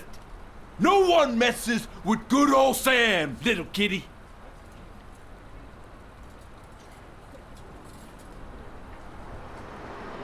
You see this fist? I used it to knock down a rhinoceros today.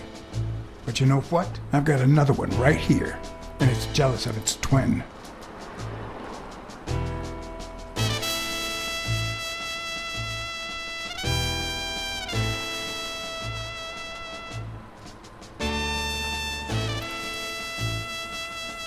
Okay, just kidding. Relax. What about a free burger?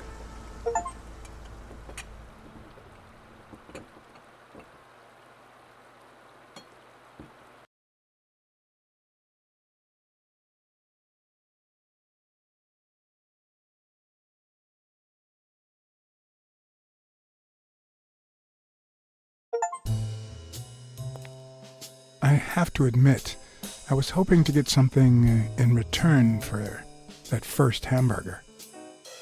But now I don't really know why I brought this. The cynics would say I did it all out of selfishness, just to feel better about myself. Who cares?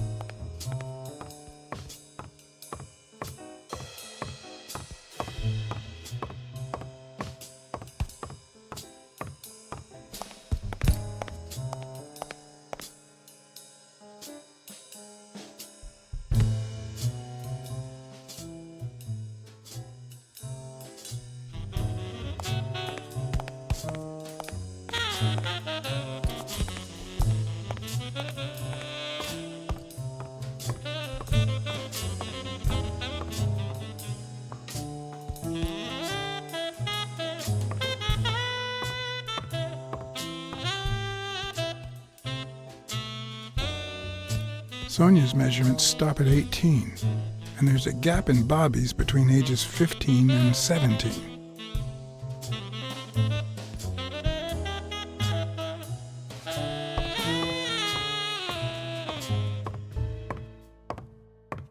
Did you find anything interesting in those papers? No. Investigation work takes time, as I'm sure you know.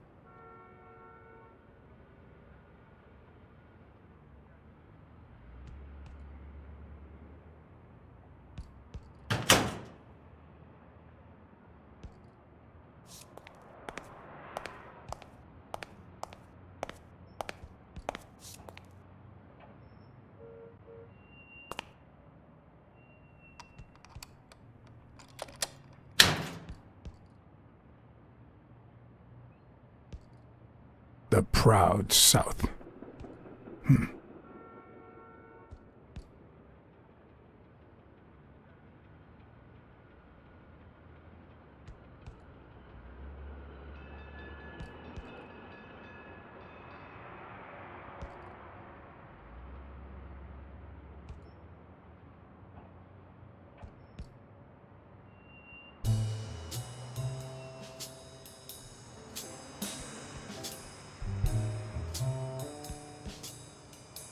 Bastards. Smells like paint.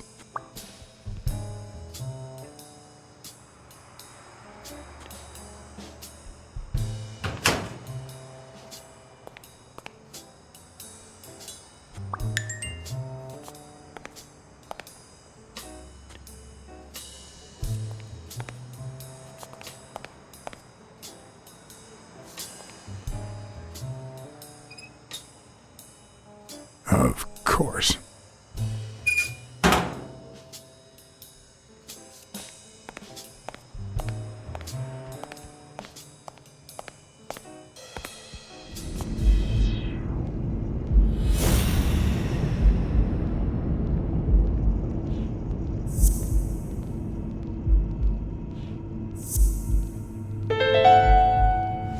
Arthur Tucker painted the racial slur on Yale's locker.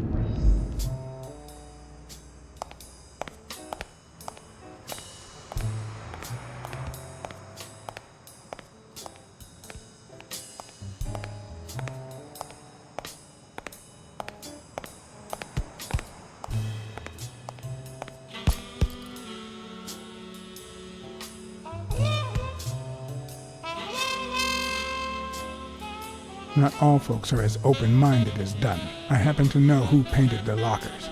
Arthur Tucker. I knew it. I knew it was him, that bastard. I'm gonna whip the white out of him.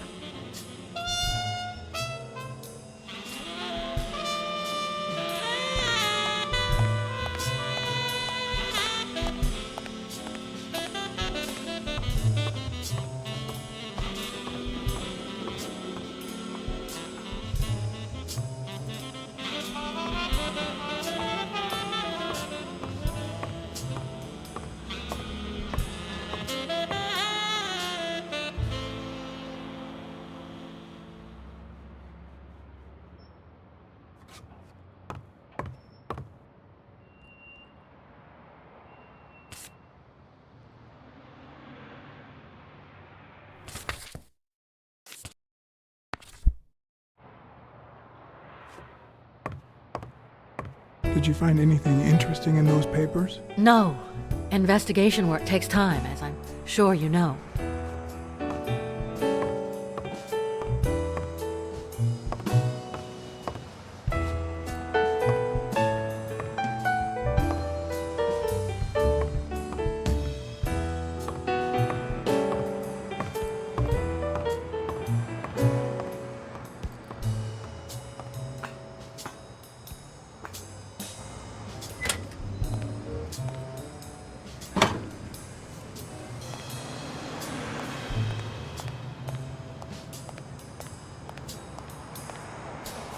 I don't even want to imagine Weekly falling from up here.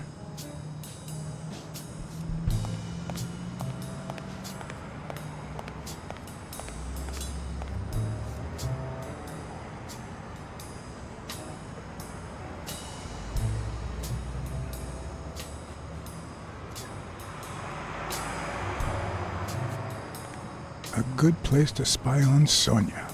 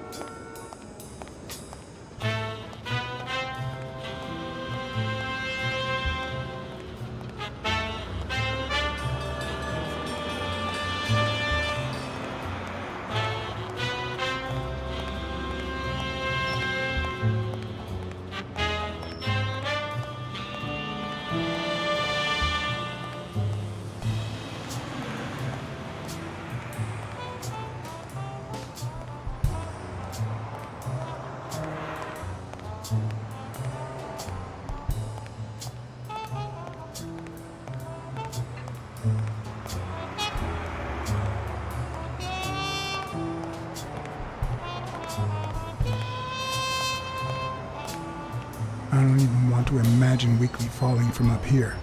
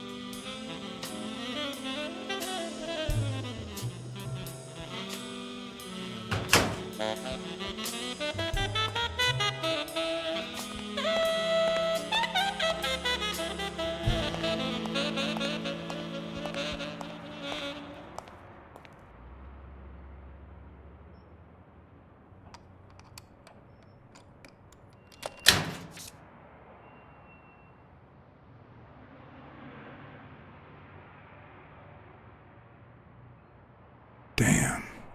I'd forgotten that Jake used to work for Natalia. This proves I was right. It's too soon to move on.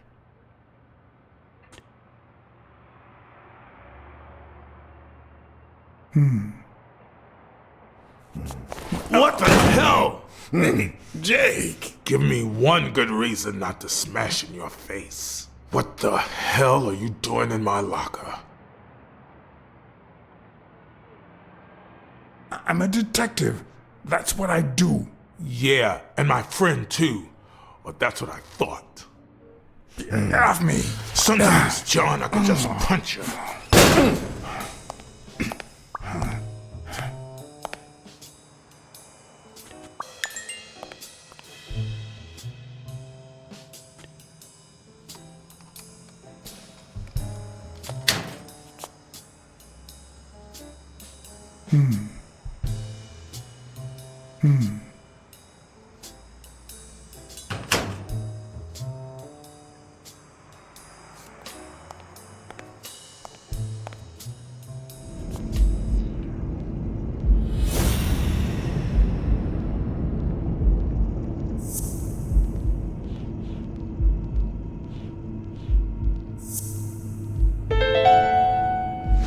Why do you have that pen, Jake?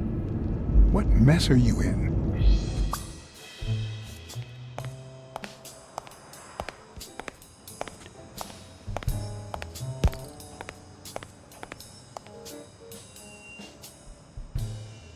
Okay, Jake. I told you. Desmond O'Leary. Huh? I know you work for him. Now you're just making stuff up. Why would you say that? I saw the shamrock in your locker. I know what it means. Okay, let's say you're right. So what? What are you gonna do, huh?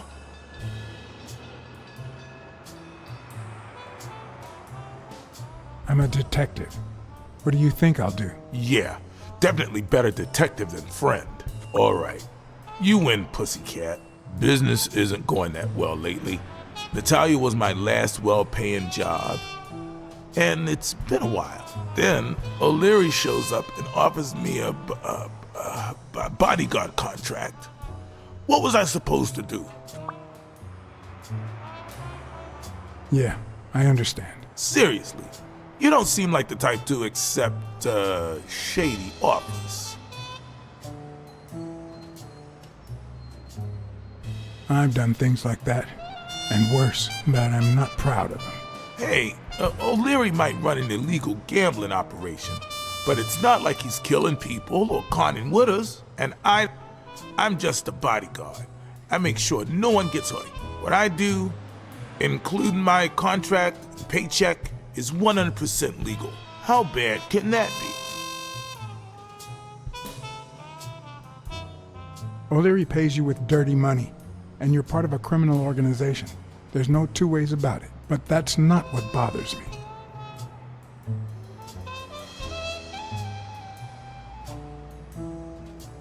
I'm starting to think you played a role in Joe Dunn's death. Who? Me? Come on, John!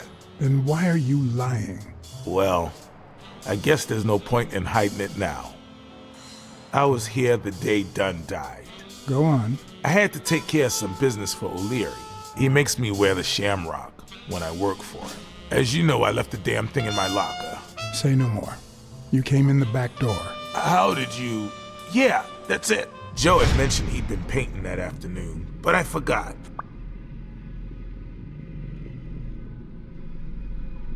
I stopped in my tracks when I saw him screaming bloody murder at Bobby Yale at the top of the scaffold. Did this happen often? Not in the last few years. Apparently, Bobby wanted to do something. Something that horrified Joe. So Joe threatened to call off the fight against Stone and kick him out of the gym for good. I didn't want them to see me, so I left. Jake, why didn't you tell me? I thought you'd be pissed off. Well, you were wrong. I'm sorry, John. I should have said something. You should have. Let's just say you owe me one, all right? You sure drive a hard bargain, John. All right. Time to go. I need to think about everything you just told me.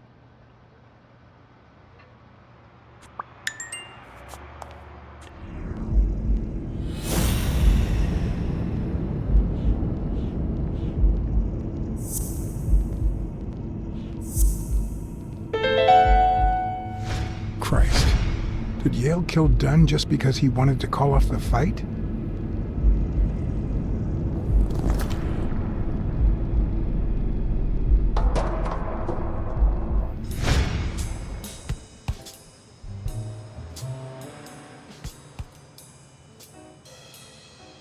I always knew Bobby had issues. But I never thought he'd go that far.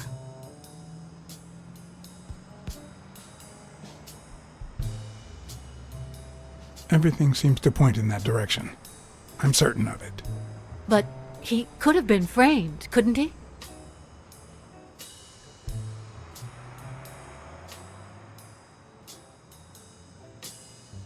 In any case, that doesn't change a thing. It does, actually. Now we know he didn't kill himself. My father's still dead, and you still haven't found Bobby Yale. Nothing has changed. Opening the safe and finding my father's will won't help us achieve anything.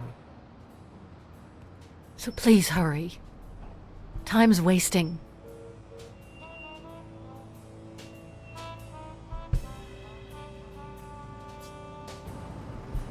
Sonia's indifference never ceased to amaze me. But most importantly, why was she suddenly defending Yale?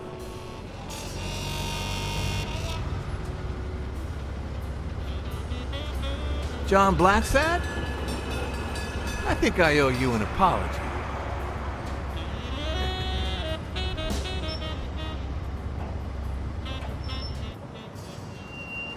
Do I know you? I don't seem to remember your face. Well, maybe you remember my boys. I'm so sorry they wrinkled your suit.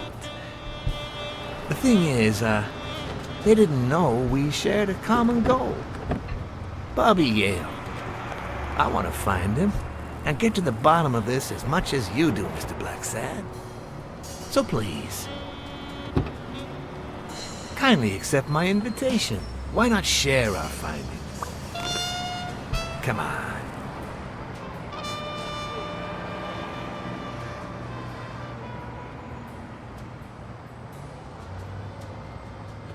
I'm afraid I have to say no. I can't ride in a fancy car with a wrinkled suit. Oh, I don't see why not. In any case, if those little wrinkles make you uncomfortable.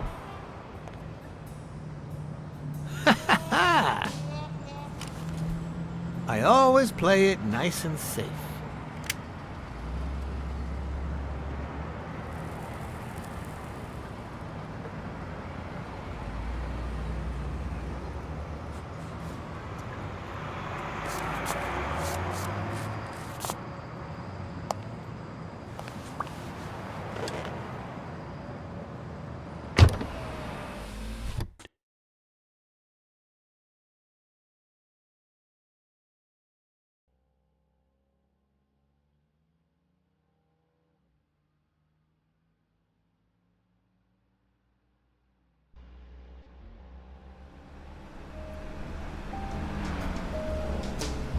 Thank you, Blacksad.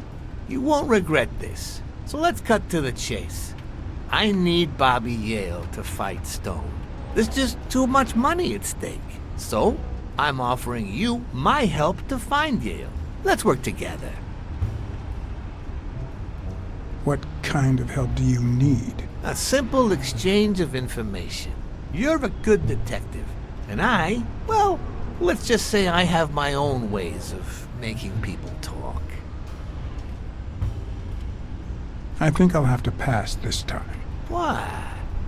What? Do my own ways scare you? Please, hear me out. Let's say I bet a beer that we find Yale in 3 days, and you bet a beer that we don't. In 3 days, one of us has to buy the other a beer. Is that so bad? We're simply two grown men using our money and free will to conduct a small private exchange. And most importantly, we're not hurting anyone.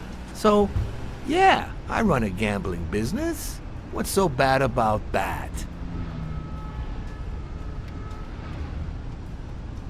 I can't really say. Well, I can. Nothing. But I'll tell you what is wrong. The way our government is ruining America. We live in a so-called free country. A place where honest people can make a living, provided they don't hurt anybody. We're not communists. Well, at least I'm not. I would have never thought otherwise. As for me,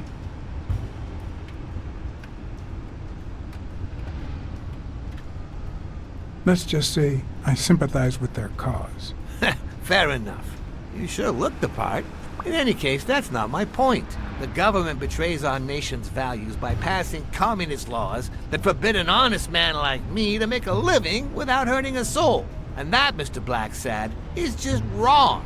I'd even say it's unconstitutional. Do you get my point now?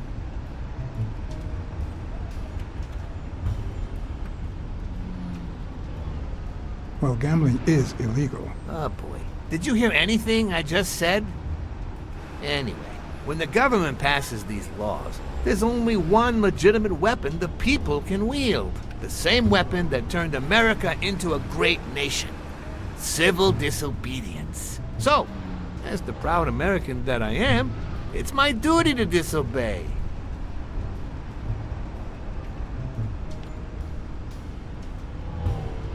You're bending the truth to justify organized crime. Oh no. It might have been organized crime, but not anymore. I wasn't always a boss, you know. No, sir. I started at the bottom, when Lucky Blitzen ran the show. That good for nothing. His was a reign of terror, extortion, violence, you know, that sort of unpleasant thing. When I took over, I decided I'd make people want to do my bidding. Not out of fear, but out of gratitude. I decided to help people so they would help me. That beating your thugs gave me was really helpful. Thank you so much. Those poor bastards didn't even know you were a detective, that you were on our side. Maybe at first. But when they tied me up and beat the socks off me, they knew very well who I was. Seriously? That goes against my rules. Who was it? It was just Wilson. That bastard. Don't you worry. I will have a serious talk with him. I cannot tolerate this behavior. Please accept my apologies, Mr. Blacksad. You see, a lot of people work for me. Many families depend on my business. Not only that, St. Christopher's Hospice practically lives on my donations. The widows of my late employees are set for life. Their kids get free schooling. The cops leave me alone because they know my business doesn't hurt anyone. On the contrary. And, it looks like we're here.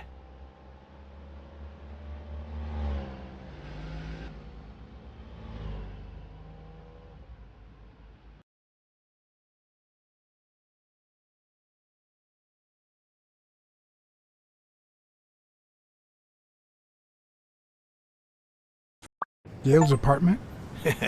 I told you I'm on your side. Go ahead, search the place. I'll wait down here. When you're done, maybe you'll change your mind and share your findings with me. Or not. It's your call, Mr. Blacksad. I'll make sure you're suitably compensated. Wilson, come here.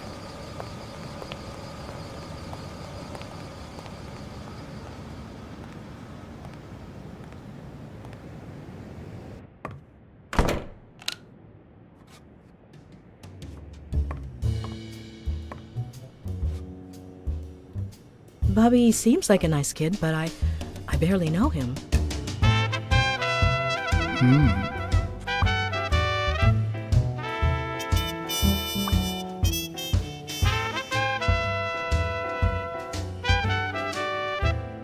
The worst thing about O'Leary's boys dropping by isn't the beating, but the fact that I can't tell what's theirs and what's Yale's. Can't say this is the ideal drink for an athlete. Then again, it could be your classic bookie thug lunch.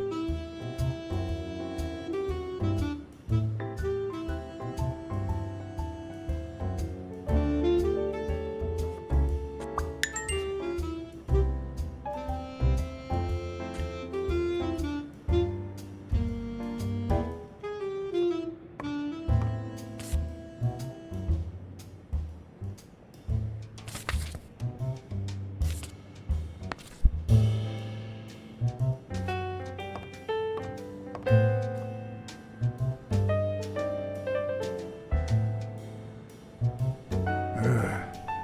17th century French fables. Mayor must be one boring old lady.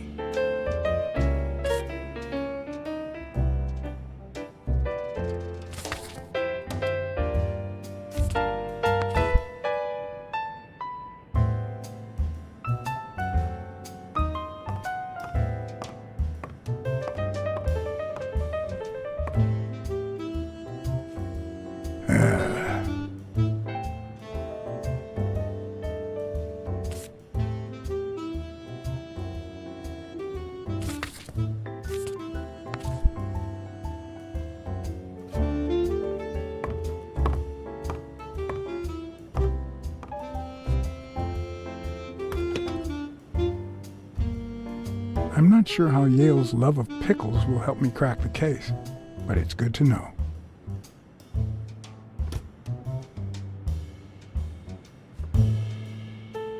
A woman's fragrance. Almost angelical.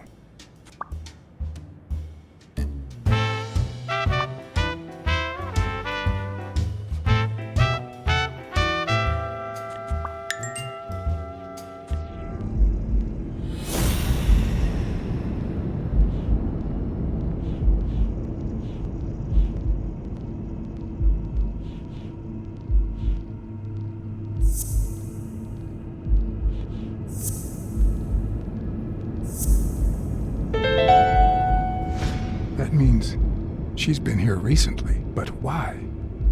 What does Sweet Mary have to do with Yale, the murder suspect?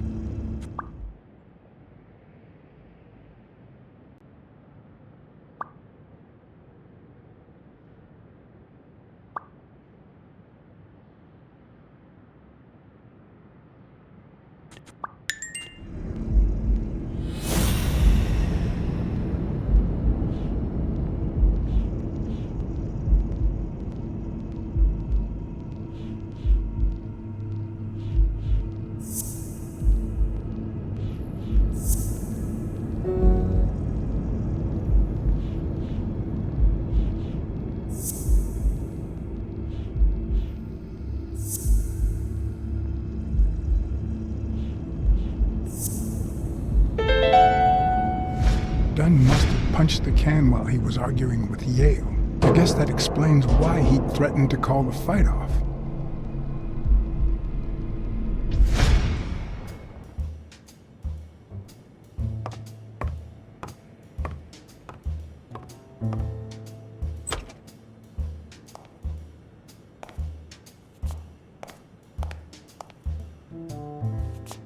Judging by the general state of the apartment, they were leading a quiet life.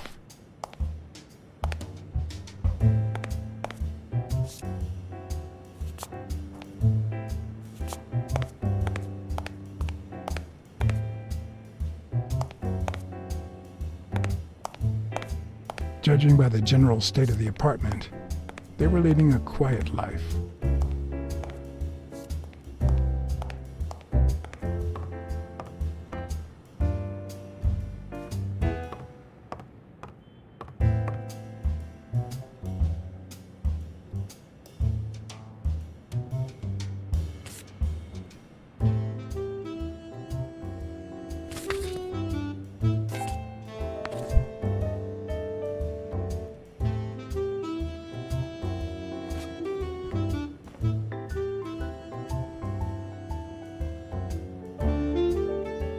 So, you like your mob stories, don't you, Bobby? Seems like Bobby inherited something more than boxing skills from his father, besides the tendency to vanish into thin air, of course. Nice chain.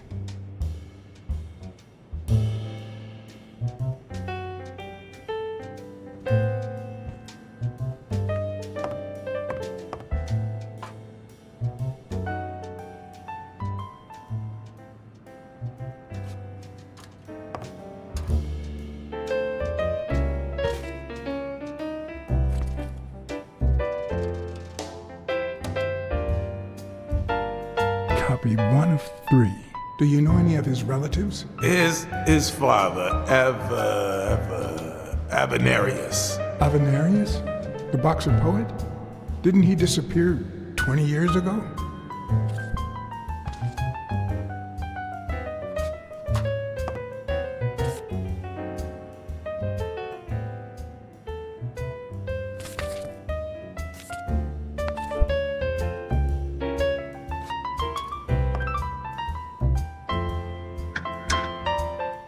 Why would you want such a big closet for so few clothes? Unless someone emptied it recently.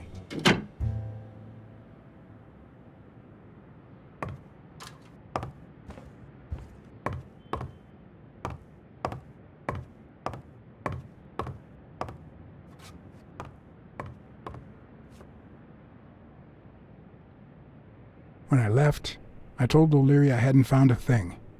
The minute I was alone, I left for Mary's.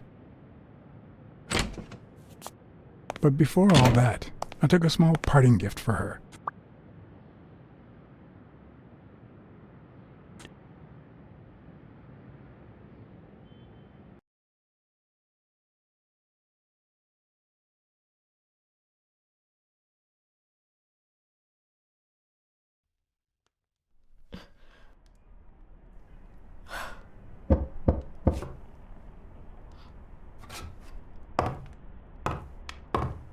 I've never trusted angels.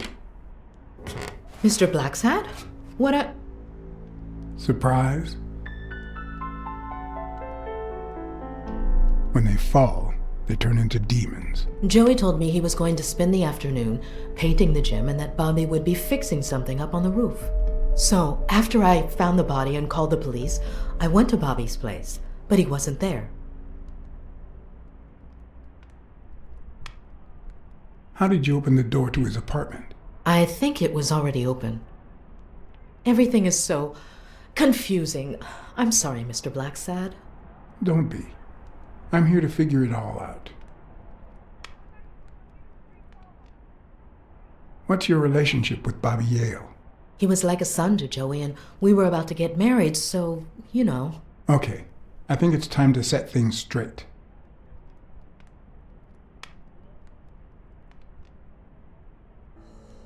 I knew you were cheating on Dunn with Yale. Or was it the other way around? No. How can you even think of something like that? How can you convince me otherwise?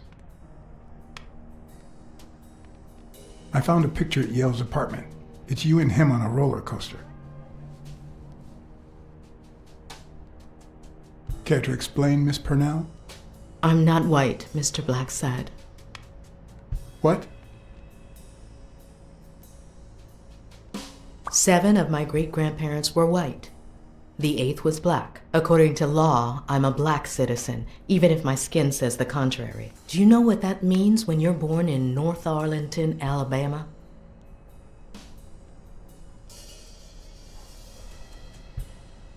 Segregated restrooms, with far worse stalls for colored people. We even have different water fountains, for God's sake. The separate but equal doctrine and all that.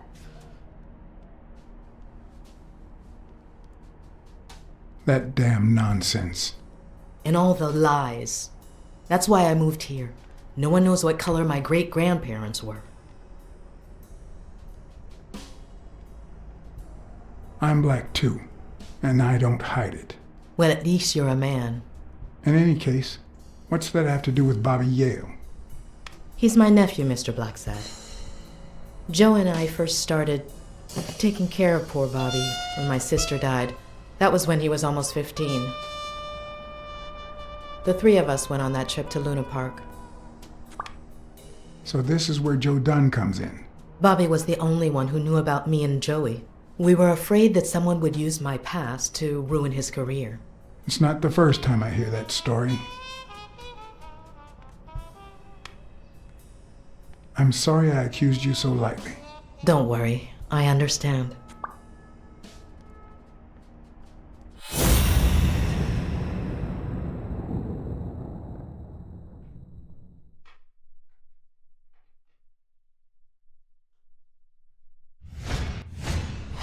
TV and radio all in one. Where will these mad times lead us?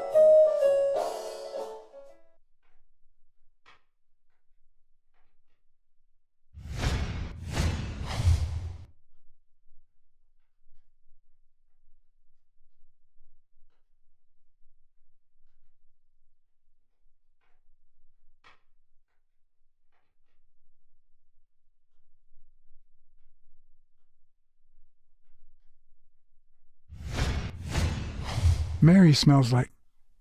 Actually, the whole room smells like a pie fresh out of the oven, so I can't identify any other fragrances.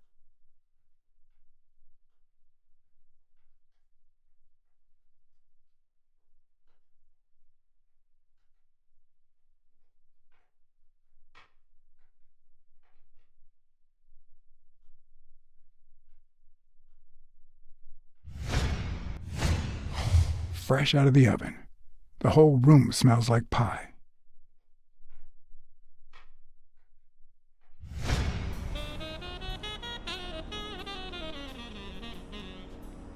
That cherry pie smells so good.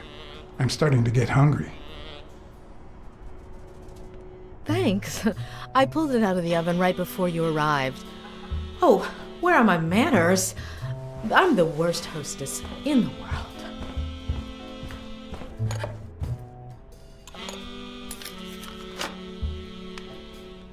Let me go get a knife from the kitchen.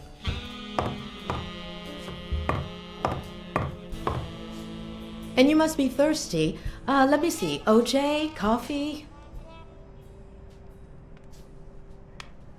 Water's good, thanks.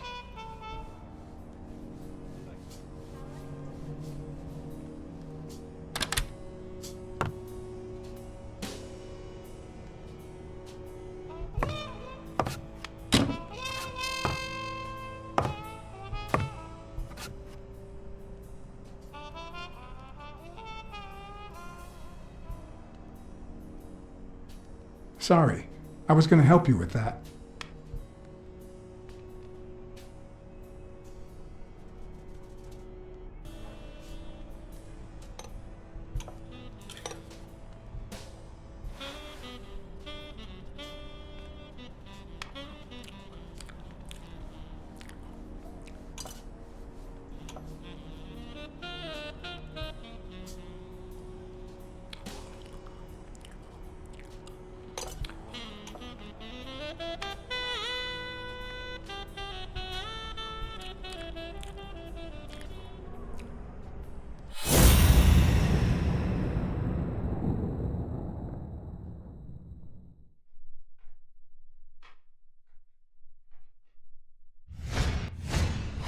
Now that there's almost no pie left, the scent has also disappeared. Interesting. Now Mary smells like a huge dog. Mary, when are you going to stop lying? I know your nephew is here. I can smell him. What? No. I already told you I don't know where he is. Look, I understand why you're protecting him, but it's in his best interest to end this hide and seek. You can search the whole house if you want. Go ahead. He's not here.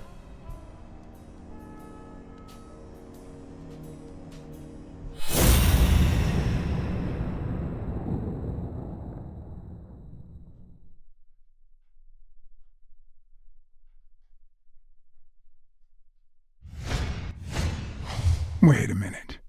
She's not the one who smells like that.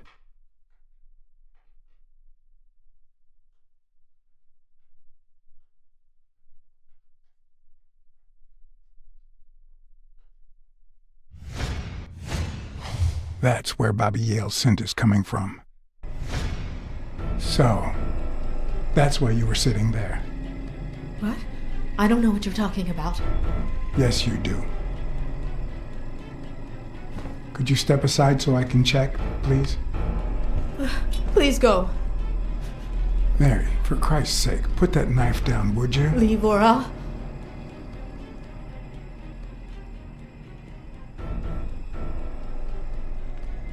Mary, I came here to help. I mean it. I don't want to hurt you. Leave her alone!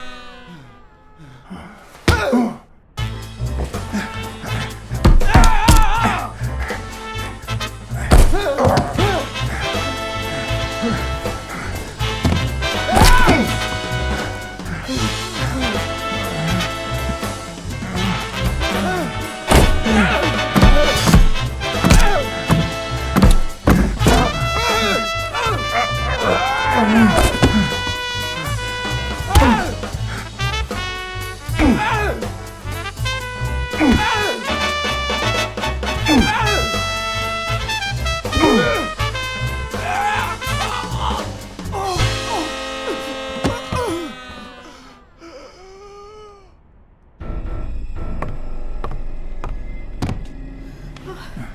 Bobby! Call an ambulance.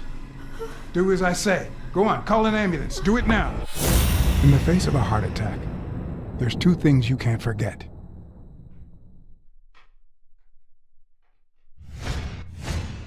1, stay calm. 2, 1 chest compression per second. 1 Mississippi. 2 Mississippi. 3 Mississippi. 4 Mississippi. 5 Mississippi. 6 Mississippi. Bobby. Oh, Bobby. Thank you, Bobby.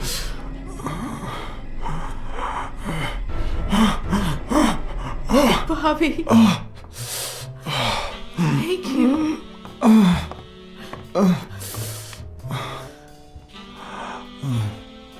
I had lots of reasons to consider this a great day. I had investigated a suicide case. I had discovered that, in truth, we were dealing with a murder. I had found and captured the prime suspect. And I had saved a life.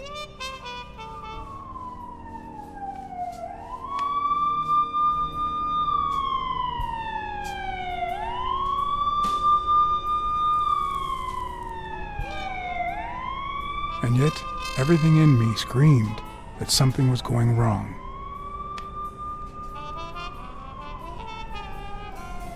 Terribly wrong.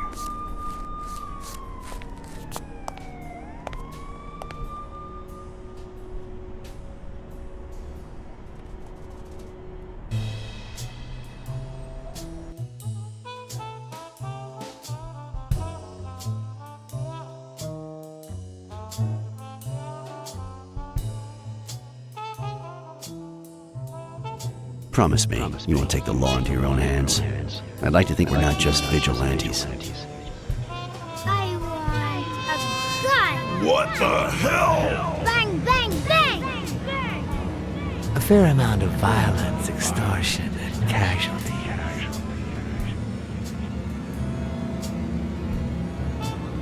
I hate detectives. Bang, bang, bang! You're dead meat, cat.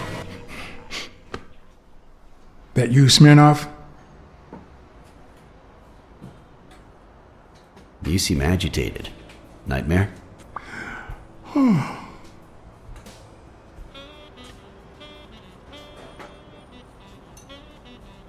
How long have I been sleeping? I just got here. Anyway, why don't you go home? In his current condition, Yale's not going anywhere. Besides, we'll take it from here.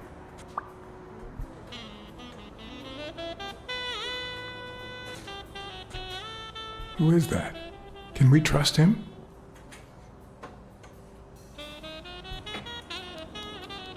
I know how to pick my men, John. You? I'm not so sure.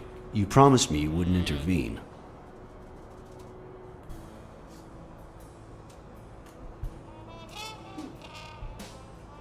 If I hadn't intervened, Bobby Yale could be dead. If you had warned me, maybe we could have avoided a heart attack. Anyway, what's done is done.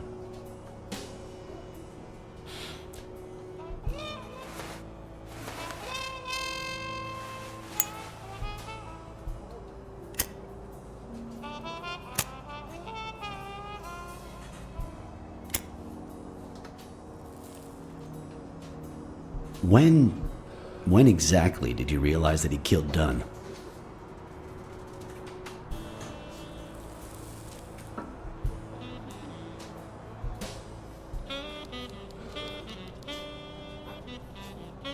Out of sheer curiosity. I'm a cop after all.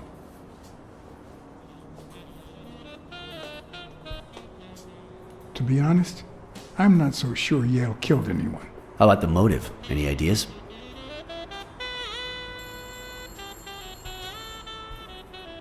I know Dunn wanted to call the fight off after something Yale did, but I still don't know what. In any case, hopefully Yale will tell us more. Would you let me ask him some questions when he wakes up? I know you will, with or without my permission, so I'd rather not feel betrayed. In exchange, drop by the station when you can. Your investigation could really help my men. Who, by the way, must be waiting for me to interrogate Mary Purnell. Boy, she was hard to pry from Yale's side.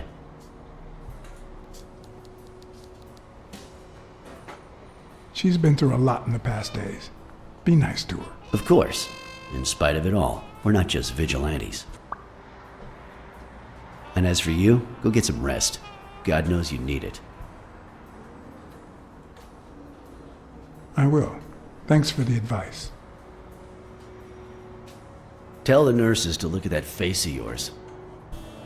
You look like a film detective in his last scene. I'm afraid this film isn't over yet. For your sake, I hope you're wrong. You're in charge now, officer. Okay. I'll send you relief in 6 hours. Understood? Doctor.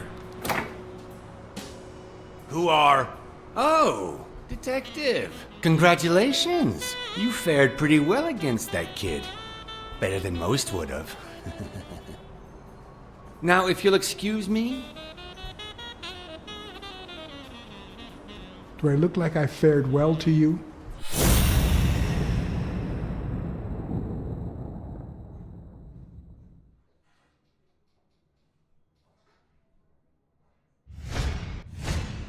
We, as a society, simply don't trust reptiles. But that's not the real problem. The real problem is our extended belief that there's logic to that distrust, that it's natural and well-founded.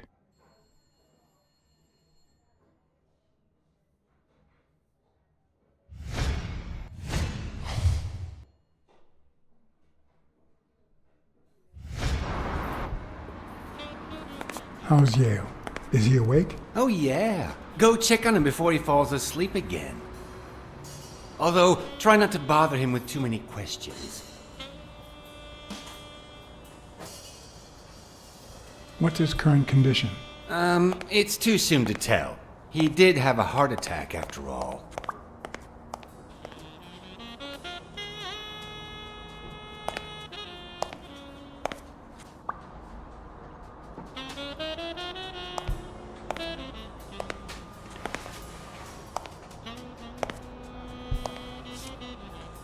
Go away. I don't want to see you. The doctor told me to sleep. I rarely get to interrogate a suspect with his guard down in a place as quiet as this. Getting the chance to study his body language with no distractions is a rare gift.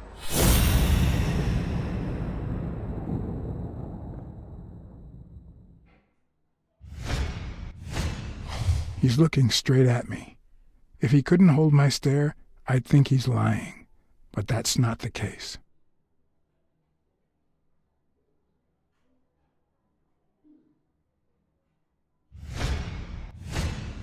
He's clenching his fist, a sign of contained anger.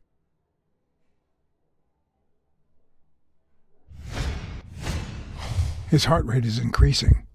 It could mean that he's lying, but it could also just be pure, unadulterated rage. Clenched fist, fast heart rate, fixed stare. He feels some genuine rage towards me. I'm sorry you don't want to see me, but I'm afraid you'll just have to put up with me. For now. Luckily, I just got my medication. I'll be snoozing soon. All right, I'll just cut to the chase.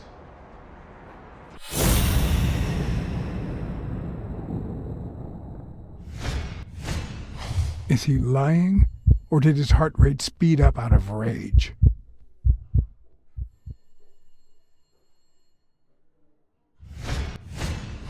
He can't look me in the eye. I'd say he's lying.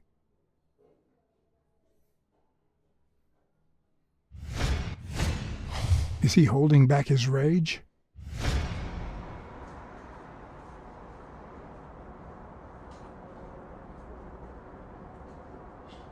Why did you kill Joe Dunn? What? Are you trying to confuse me? Joe hanged himself.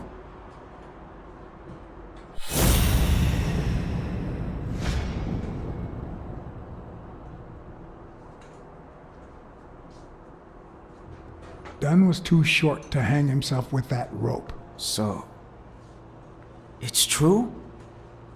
He was murdered.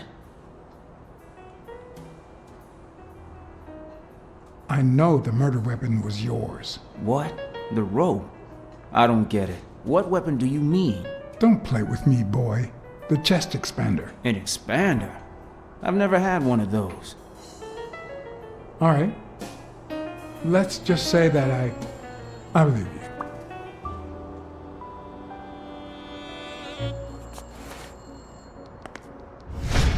The murderer killed Dunn with a chest expander and planted evidence to make us believe it was suicide. But he also left enough clues behind to make sure we found the true murder weapon. Then he put the chest expander box in your locker to frame you.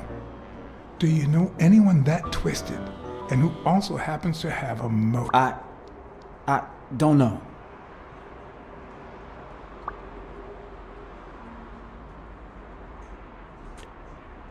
What about Sonia Dunn? Sonia? I doubt it. She's odd, but she's his daughter. I've seen worse, believe me. Maybe it was... What am I saying? Jake could never pull off something like that. Nothing. Never mind. Desmond O'Leary certainly seems twisted enough. Did he have anything against Dunn? I'm not sure if they knew each other. At least not in person. About a month ago, Joe kicked one of O'Leary's men out of the gym. He was trying to give a business card to... Jacob's Giambi. Yeah, exactly. Did Jake tell you about that? Something like that. What about Frank Cassidy? Do you think he has a motive? Maybe. A few weeks ago, Joe took me to a boxing managers association meeting. Headed by Cassidy. Yeah. He was obsessed with making it illegal for boxers to fight without a manager, or without an associated manager. Everyone seemed to go along with it until Joe spoke up. He said that would lower us to mob status. That Cassidy had founded the association just to make money by monopolizing the sport. That made others think twice. And Cassidy ended up empty-handed. Poor Cassidy. Blacksad, I think I owe you an, You know, my father disappeared when I was 6, right after winning a fight. We never heard from him again. Do you know what that does to a kid? Who knows where I'd be if Joe Dunn hadn't been in my life. Even when I lost my way and put a gun to his head years later, he still took me under his wing and managed to steer me in the right direction. And now that he's gone, you're risking your life to find his murderer. Thanks.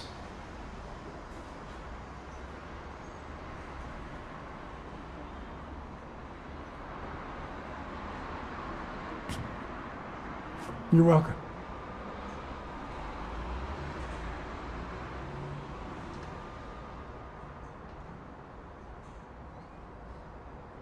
The number of cigarette butts is inversely proportional to my hours of sleep.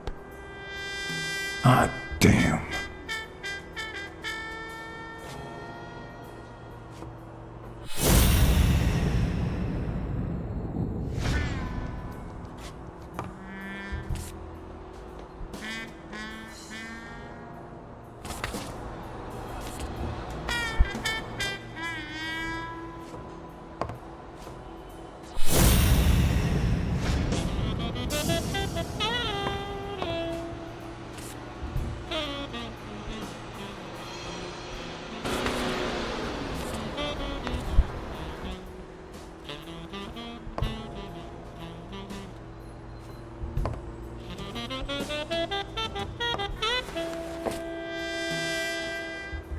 Ugh.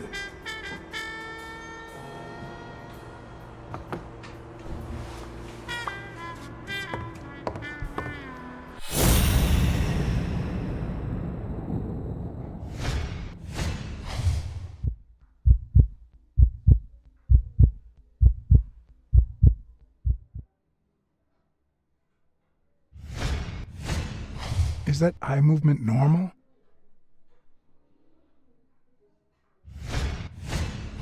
The hands say a lot about what's going on inside a person. He seems restless. Should I tell someone?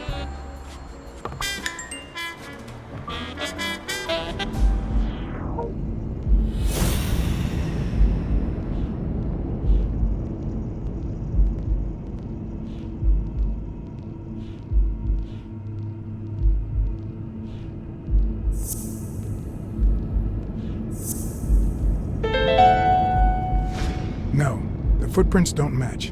If Yale killed Dunn, he did it without stepping in the paint, or in different shoes.